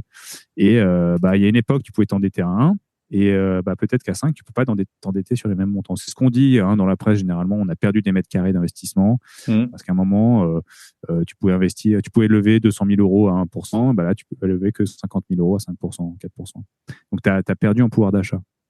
Donc, toutes les promesses que tu avais pu sécuriser à un moment, les gens, quand ils vont voir la banque pour avoir leur crédit, la banque leur dit non. Donc, il faut remettre les biens en circulation. Comme les gens sont moins solvables, ils discutent vachement plus le prix, ce qui peut faire baisser les prix de sortie et donc écorner la marge. Voilà. Donc, c'est un peu ça le défi en ce moment, c'est de comprendre ce qui se passe sur le marché. Pour autant, il y a quand même une forte demande des opérateurs qui ont toujours beaucoup d'opérations. Et en fait, c'est normal parce que comme le marché se tend. En fait, c'est dans les deux côtés. Ils sont acheteurs et vendeurs en même temps. Voilà. Les marchands, c'est ça en fait. Oui, en permanence. En permanence, c'est de deux côtés. C'est-à-dire que tu dois chercher de la matière première. Comme c'est un métier de flux. T'achètes, tu vends, t'achètes, tu vends. C'est pas dû à la rentabilité long terme. Donc, si tu achètes plus et tu vends plus, en fait, tu fais plus de chiffres. Donc, tu vis plus. Donc, tu dois chercher des opérations en permanence et tu dois les déboucler et les vendre en permanence. Avec des effets de bord que sur certaines OP, tu gardes en stock parce que c'est un peu de mal à sortir, d'autres qui vont se passer très vite et donc tu cherches de la matière première. Donc les taux qui augmentent, ça fait partie de la vie, donc tu l'intègres dans ton prix et donc quand tu vas voir un vendeur d'un bien sur lequel tu vas travailler, déjà tu as un peu plus de temps pour le négocier parce que on est moins dans la frénésie de j'achète en 24 heures, il faut que j'achète, sinon c'est quelqu'un d'autre qui l'achète. Tu peux négocier un peu le prix et forcément ton coût de financement va être un peu plus important parce que là où nous on payait 8-10, maintenant on paye 10-12 et certaines opérations on paye 14. Donc ça, voilà, on suit un peu les taux. Alors on n'a pas un spread constant. C'est pas Euribor entre le taux standard, comme on a l'habitude de le voir. Ouais. Là, nous, à l'époque, on avait un Euribor négatif, légèrement négatif, donc on va dire il est à 0 et on payait 10%, donc ça faisait un spread de 10%. Aujourd'hui, l'Euribor, il est à 3, 4 ou 5, on ne paye pas 15. On n'a pas un spread qui est constant parce que, en fait, avant, c'était très, très bien payé. Maintenant, c'est bien payé. Mais ça reste pas trop mal payé. On a des investisseurs qui viennent nous voir en disant en fait, il faudrait augmenter vos taux de même ordre de grandeur que le Ribor. On dit oui, mais il y a quand même quelqu'un qui paye à la fin, qui est l'opérateur. Ça, et il faut la marge. Et pour que son opération soit viable, il faut qu'il ait de la marge. Et si on lui fait un TRI d'investisseur, si on vous fait un TRI d'investisseur equity, en fait, il va prendre moins de risques à prendre de l'equity parce que là, il a une dette avec des intérêts qui courent. Et plus il met de temps à la rembourser, plus ça lui coûte cher. Alors qu'un investisseur, un associé, lui, il est rémunéré en pourcentage de la marge. Donc, à la limite, c'est moins risqué de se dire j'ai un associé et je lui donne une partie de la marge et peu importe la marge. Donc voilà. Et si je me permets, du coup, je fais le lien avec notre nouveau produit d'investissement qu'on fait depuis 1 an et demi, 2 ans maintenant, qui est le refinancement hypothécaire, qui est de libérer du cash sur la valeur d'un bien. Donc, toi, tu es propriétaire de X biens, et imaginons, il y en a certains qui n'ont pas de dette, tu pourrais te dire, en fait, j'ai du cash qui est coincé dans un actif. Et j'ai des opportunités d'investissement. Comment je libère du cash sur cet actif? Je fais un refinancement hypothécaire. Donc, à une époque, tu pouvais aller voir ta banque en disant, j'ai un bien, il est libre de dette, remettez-moi de la dette, et ça me génère du cash. Et je peux faire mes investissements. Et là, nous, on fait ça en crowdfunding parce qu'en fait, la banque ne le fait pas. La banque ne le fait pas. Donc, on a des personnes physiques qu'on peut financer comme ça et aussi des personnes morales, donc des sociétés. On a quoi? On a 2 tiers des sociétés en France qui détiennent de l'immobilier. Sur ces 2 tiers, il y en a qui ont l'immobilier libre de dette Et quand tu as une société en ce moment, tu peux avoir besoin d'investir, tu peux avoir besoin de rembourser des PGE, des dettes. Donc tu peux dire, j'ai un actif à 1 million, je vais lever 600 000 de dettes auprès d'Upstone. Et donc nous, pourquoi on lève 600 000? Parce que comme la banque, on a un effet de levier et on veut avoir une marge par rapport à la valeur de l'actif. S'il vaut 1 million et qu'on prête 600 000, et si jamais on doit vendre le bien pour se rembourser, on sait que si on le vend 40% de moins, on est à peu près sûr de trouver de la liquidité sur le marché. Et derrière, on distribue du 8, 10 à 12% à nos investisseurs. Donc, en tant qu'investisseur, tu vas te dire, moi, je mets 1 euro. Derrière, j'ai 1,5 € de collatéral. Il y a un immobilier qui est ramené à mon investissement vaut 1,5 fois plus. Et ça me permet de dégager une renta mensuelle sur un taux annuel de 10%. Donc, c'est un autre type d'investissement. Donc, quand on dit, est-ce que le marché du crowdfunding est arrivé à maturité? On dit, non, parce qu'en fait, on découvre toujours plein d'autres produits immobiliers. Et j'appelle ça, moi, la super SCPI, pour faire le lien avec ce qu'on disait tout à l'heure. C'est-à-dire que tu t'investis sans frais d'entrée. Tu investis 100. Derrière, tu as un truc qui vaut 150 au cas où. Et ça te distribue du 10% par an, tous les mois, sur une durée de 2 ans, 3 ans. Donc, en fait, tu n'as pas de frais d'entrée. Tu as ta liquidité qui est trouvée. Et tu as un rendement qui est bien plus intéressant, d'autant plus qu'il est sujet au PFU, donc au prélèvement forfaitaire unique, qui est la flat tax de 30%. C'est pas tes revenus fonciers de tout à l'heure. Bon, la comparaison s'arrête là parce que c'est pas du patrimonial. La SCPI, il y a un côté patrimonial. Tu dures longtemps, là. C'est l'immobilier papier. Enfin, moyen terme. Voilà, voilà, en tant que il faut comparer des choses comparables et il faut aussi ramener l'église au centre du village et c'est pas tout à fait comparable, mais bon, j'aime bien lancer un petit pico SCPI de temps en temps. Yes. Et c'est vrai, c'est un bon point. T'avais le SCPI où il n'y avait pas d'effet de levier aussi, qui posait problème, plus ses frais d'entrée, tout ça. Après, là, vous avez... après, tu as les rates où, en fait, ton actif sous-jacent, il n'est pas si sûr que ça, vu qu'elle est super endettée, elle peut être super endettée, et en plus, tu peux te faire diluer. T'imagines, dans du crowdfunding, ce serait inenvisageable de te faire diluer comme ça a pu être proposé. Et donc là, c'est vrai, surtout dans ce dont tu parles en plus, là, tu as vraiment la garantie, parce que là, vous avez à 100% quand vous faites ça, sur le refinancement hypothécaire. On le structure de 2 manières. Pour les personnes physiques, on fait ce qu'on appelle une opération de réméré. C'est-à-dire qu'on rachète le bien à un prix qui est connu d'avance. Connu des étudiants en droit. Les ventes à réméré, je me disais, mais qui peut faire ça? On comprend pas trop le truc, mais vas-y, explique. C'est intéressant. Moi, on a parlé en 2016-2017. Il y a un notaire qui me dit, mais vous devriez faire de la vente à réméré. Vous rachetez un truc, 60% de sa valeur, et vous le détenez. C'est à vous. L'ancien propriétaire, il a une option de rachat. C'est-à-dire qu'il peut vous le racheter le prix qu'il vous l'a vendu. Et ça annule la vente. Et il dit, si jamais il ne vous rembourse pas, vous avez un bien, vous avez acheté 60% de sa valeur. Donc, c'est à vous. Et vous pouvez le vendre 100% de sa valeur. Il n'y a pas de raison. Et vous faites un terrible malade mental. Et je dis, très bien, je note. Je trouve que c'est hyper intéressant et enrichissant d'un point de vue financier. Par contre, il y a quelqu'un derrière qui se fait complètement dépouiller. C'est dur. Parce que qui fait du réméré, c'est des gens qui n'ont pas accès au marché bancaire. Donc, tu as un premier cas, c'est les gens qui sont surendettés, qui ont la chance d'avoir un bien, mais qui ont pris 2-3 crédits revolving pour X raisons. Ils ont un divorce, un décès, plein de raisons qui font qu'ils ont besoin de cash. Et ils vont se faire saisir le bien. Donc, ils peuvent se dire, il me faut un peu de temps pour aménager une solution. Donc, je vends un réméré, je récupère du cash, je me désendette et j'ai 2-3 ans pour trouver une solution pour redevenir propriétaire de mon bien. En fait, la vente, on peut. C'est comme ça. En gros, toi, t'achètes. C'est comme si toi, moi, je te vends mon bien. Et du coup, moi, j'ai plus le bien. C'est ça. Toi, tu deviens locataire. Voilà. Et mon bien qui vaut 100, je te l'ai vendu à 60. Et dans 3 ans, soit j'ai de nouveau les 60 pour te les rendre, plus les intérêts, je pense. Et soit, c'est comme le prêteur sur gage, là, pour une histoire.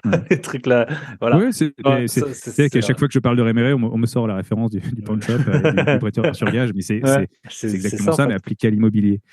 Et donc, voilà, tu as 2-3 ans pour te refaire une santé financière, donc tu peux Tu peux généralement, c'est là où tu as retrouvé un CDI, mais tu as besoin de te désendetter de tes emprunts toxiques, donc voilà. Et puis, au bout de 3 ans, tu redeviens un peu bankable au niveau de la banque parce que tu as un CDI, donc tu peux réemprunter pour racheter ta maison.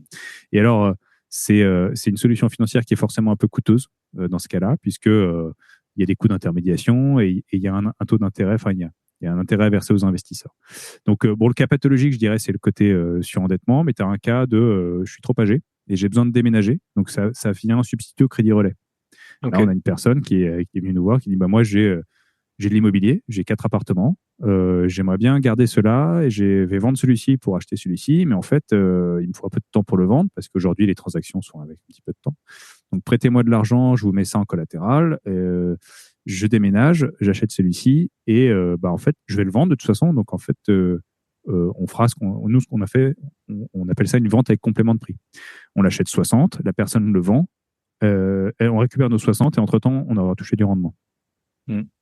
C'est pas très spéculatif, mais c'est pas ce qu'on veut faire. Et de la même manière, la personne qui a fait un réméré et qui ne peut pas racheter son bien, parce que finalement sa liquidité, son plan de liquidité marche pas. Si on doit être amené à vendre le bien, nous, on va le vendre le plus cher possible et on va récupérer pas plus de 60. Donc on essaie d'avoir un côté un peu équilibré parce que on estime sinon il n'y a pas d'alignement d'intérêt. Tu rachètes le bien à quelqu'un, tu as tout intérêt à ce qu'il ne le rachète jamais pour faire un péri. Alors, je dis pas qu'il y a certains cas de figure où on pourrait pas le faire parce que finalement, si tu vends le bien 110 ou 120 qui est bien au-dessus de son estimation, peut-être parce qu'il y a eu de l'inflation, tu pourrais faire un partage de la valeur au-dessus. Mais non, ça marche pas comme ça. Donc le réméré, c'est un outil très puissant qui permet de titrer, qui permet de trouver des solutions. On estime que la taille du marché, elle est adressable, elle est aux alentours du milliard en France. Okay. Donc, tu as suffisamment de gens qui sont propriétaires d'un bien et qui n'ont pas accès au marché bancaire et qui peuvent faire du réméré. Ça ne veut pas dire qu'ils en ont besoin. Donc, la taille du milliard, c'est un coup de louche. Hein. Mais en tout cas, on pense qu'on en a sous le pied. Et la deuxième façon de le faire, c'est la fiducie. En fiducie-sûreté, on peut prêter à une société et mettre un bien en fiducie-sûreté face à cet emprunt. Donc, la société, généralement, elle a une société business type SAS, une SCI qui détient l'actif immobilier. Et on va lui dire, je te prête sur ta SAS parce que c'est là où tu as besoin d'argent. Par contre, je prends les parts de ta SCI en contre-garantie de mon emprunt. Donc, je ne suis pas titré, mais si tu fais défaut sur l'emprunt, je peux saisir l'actif et le vendre. D'ailleurs, c'est le fiduciaire qui va le faire parce que c'est pas moi et ça permet d'avoir un tiers des passionnés. Donc, en fait, on a trouvé les moyens juridiques de faire ce qu'on appelle plus globalement du refinancement hypothécaire et donc de faire du refinancement, libérer du cash sur la valeur des actifs qui sont libres de dette. Et là, répétez juste le triangle juridique là. Donc, tu as la SAS, SCI. Ça, c'est le truc normal que toutes les sociétés quasiment classique, ont. Ensuite, donc, nous, on fait un emprunt obligataire sur la SAS. Emprunt obligataire sur la SAS. OK, donc la SAS, donc la société commerciale doit rembourser l'emprunt. Exactement. Elle emprunte. C'est là où on a besoin d'argent. C'est là où le business se passe. Donc, c'est là où tu as besoin d'investir généralement. Et elle peut avoir dans ses outils de production l'actif immobilier qui peut être une usine, qui peut être un entrepôt, qui peut être un actif de bureau. Okay. Et celui-ci, généralement, il est plutôt déporté dans une SAS, dans une logique plutôt patrimoniale pour dans une SCI, tu veux dire. Alors, il est déporté dans une SCI. Dans une SCI, oui. Oui. Généralement, on confond rarement l'immobilier et le business par pure logique financière. Hein. On isole tous les actifs immobiliers dans des SCI. Là, on a fait une salle de sport cet été. Donc, concrètement, il y a une salle qui exploite la salle de sport, il y a une société qui exploite la salle et une société qui détient la salle. Voilà. Et donc, on a prêté à cette marque de salle de sport en prenant en contrepartie une garantie sur l'actif. Donc, à la louche, je dis une bêtise, mais l'actif, il vaut 2 millions. On lui a prêté 1,2 million. 1 million, plutôt, pour être précis. Donc, et toi, tu as quoi? Et comment tu as les parts de la SCI? C'est comment tu les as? Tu les as en garantie? Tu les as en garantie, ça? Tu les rachètes pas? On les a en fiducie-sûreté. Donc, la fiducie, c'est quoi? C'est un transfert temporaire des parts de la société. Donc, il y a ce qu'on appelle un fiduciaire, une société de gestion, un avocat fiduciaire, qui va héberger les parts de la société. Donc, juridiquement, elles ne sont plus détenues par la société ou par les personnes physiques qui la détiennent. Hein. C'est déporté, ce qui fait que ce n'est pas dans son patrimoine. Voilà, c'est détenu par un tiers. Ce qui est très, très fort en termes de procédures collectives, de recours, etc. C'est-à-dire que si la société est plantée, on peut pas aller chercher cette partie du patrimoine qui n'est plus détenue par la société. Et donc, nous, on met ces parts de société en contrepartie de l'emprunt, ce qui fait que si l'emprunt n'est pas honoré, on peut aller chercher l'actif. Et on appelle le fiduciaire, on lui dit, l'emprunt est en défaut, donc il faut vendre l'actif pour nous rembourser. Donc, le fiduciaire va faire deux choses, il va nommer un expert et un commercialisateur pour avoir une expertise du bien au moment ou du défaut, on va dire, et un commercialisateur qui va se charger de tâter le marché pour voir à qui pourrait vendre ça. Et son intérêt, c'est pas juste de nous rembourser, c'est son premier intérêt, mais c'est aussi de rembourser, de dégager le plus de liquidité possible pour donner un excédent éventuellement à l'emprunteur. Donc c'est le mécanisme juridique de fonctionnement de la garantie. Ok. Et juste pour la vente à réméré, tu as des frais de notaire classiques dans ce type de vente? 2%. 2%. Tu as les frais réduits parce qu'en fait, on achète en marchand. L'idée, c'est de faire une opération qui va durer moins de 5 ans. Aujourd'hui, on les estime sur 2 ans. Sur 2 ans, alors il y a un côté commercial investisseur, c'est-à-dire que quand tu viens faire du crowdfunding, tu viens rarement faire du patrimonial sur 8 ans ou sur 5 ans. Donc se projeter au-delà de 2 ans, c'est un peu compliqué pour les investisseurs. Donc la première opération, on l'a fait sur 2 ans. Elle a été débouclée depuis. La deuxième opération, on l'a lancée sur 2 ans. Elle aura duré moins d'1 an parce que la personne a eu de la liquidité entre-temps pour acheter le bien. Mais en tout cas, on achète en marchand à 2% de frais de notaire parce qu'on estime que la liquidité va se créer en 5 ans. Si, je te vois venir, l'ancien propriétaire veut racheter, il n'aura pas 7% de frais de notaire à payer. En fait, il va annuler la vente avec le rachat, ce qui fait que nous, on aura payé nos 2%, on les a paumés, mais lui, il n'aura pas 7% à remettre sur la table pour redevenir propriétaire. Donc voilà, fiscalement, ça peut être avantageux. Par contre, comme tout bon jeu, si ça dure plus de 5 ans pour X raisons, là, on va devoir payer des droits complémentaires pour retomber sur des droits normaux. Ok, très intéressant. Donc vous, c'est avec une société c'est une société de marchands, vraiment qui achète une SAS de marchands. C'est ça. C'est ça. En réméré, on travaille avec un partenaire, parce que pour des questions de conflit d'intérêts, en fait, on peut pas détenir les biens nous. Donc on a un partenaire qui a lancé une solution de réméré qu'on finance. On en est on a fait 5 opérations pour les personnes physiques, on en a fait 3 pour les pros, et là on en a quelques-unes dans les tuyaux pour d'ici la fin de l'année. Et tu vois, dans les cas qu'on va adresser, on a un ancien sportif de haut niveau qui a gagné beaucoup d'argent parce que c'était une star du ballon rond, mais qui a tout son argent bloqué dans l'immobilier ou des assurances vie. Et là, il a besoin d'une rallonge pour faire des investissements. Donc on lui dit, on va faire un réméré sur ce bien parce que comme c'est une personne physique, on peut pas lui faire un emprunt obligataire. Il faut une SAS pour ça. Donc on lui rachète un bien. Comme ça, on lui dégage, je crois, l'idée c'est de faire 600 000 euros. Comme ça, il finit les travaux et après, il peut le vendre. Voilà, et maximiser son gain. Non, d'ailleurs, il va vendre un autre appartement, mais il a besoin d'1 an ou 2 pour le vendre. Donc, voilà, on lui dégage des liquidités. Et c'est hyper puissant comme outil, du coup. Hyper intéressant.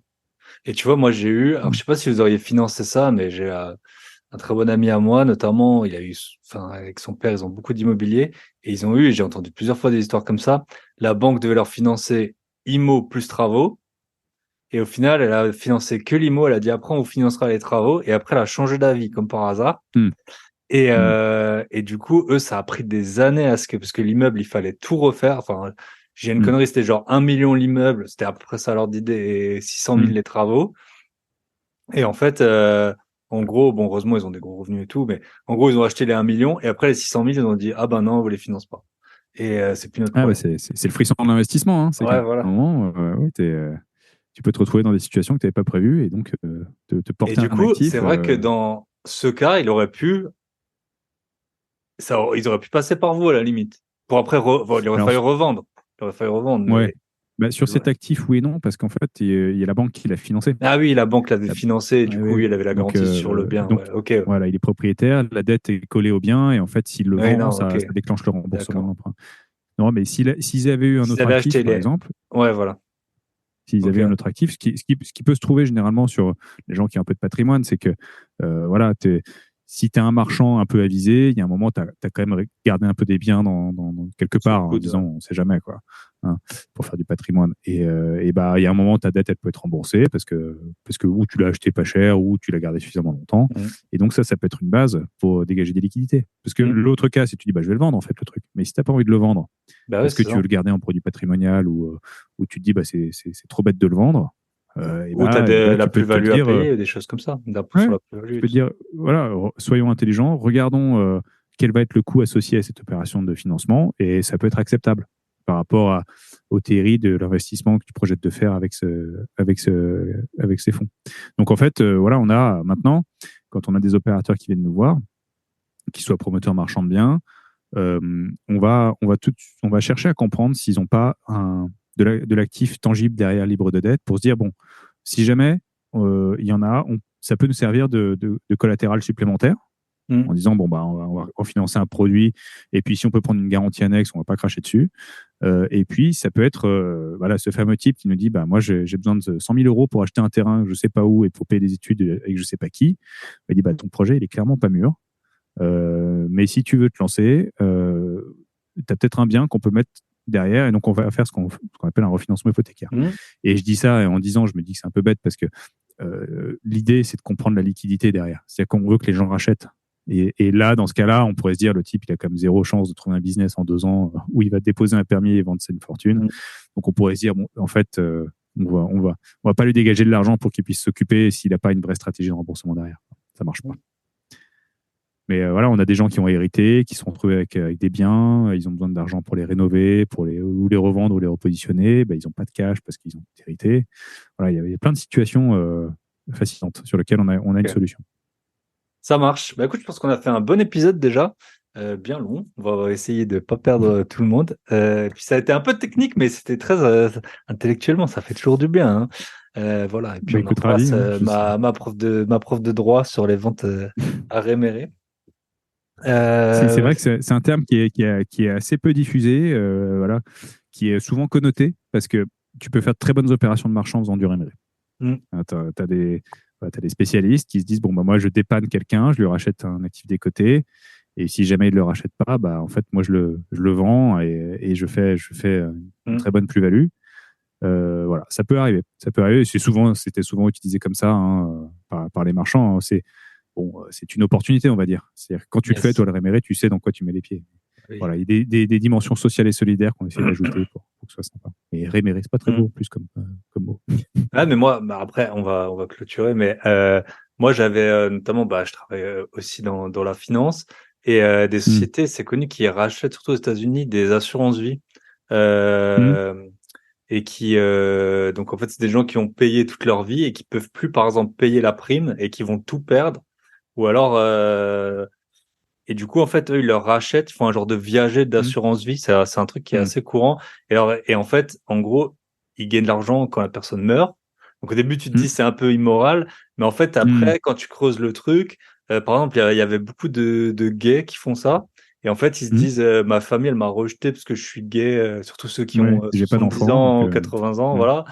Et ils disent, ma famille, elle m'a rejeté toute ma vie, j'ai pas envie qu'ils héritent maintenant de tout ce que j'ai fait. Donc, en gros, j'hérite pour moi-même. Le jour où je meurs, ça va, il y a 500 000 qui va tomber, vous me donnez 300 maintenant. Et puis voilà. Ou alors des gens pour payer leurs médicaments ou des trucs comme ça, surtout aux États-Unis.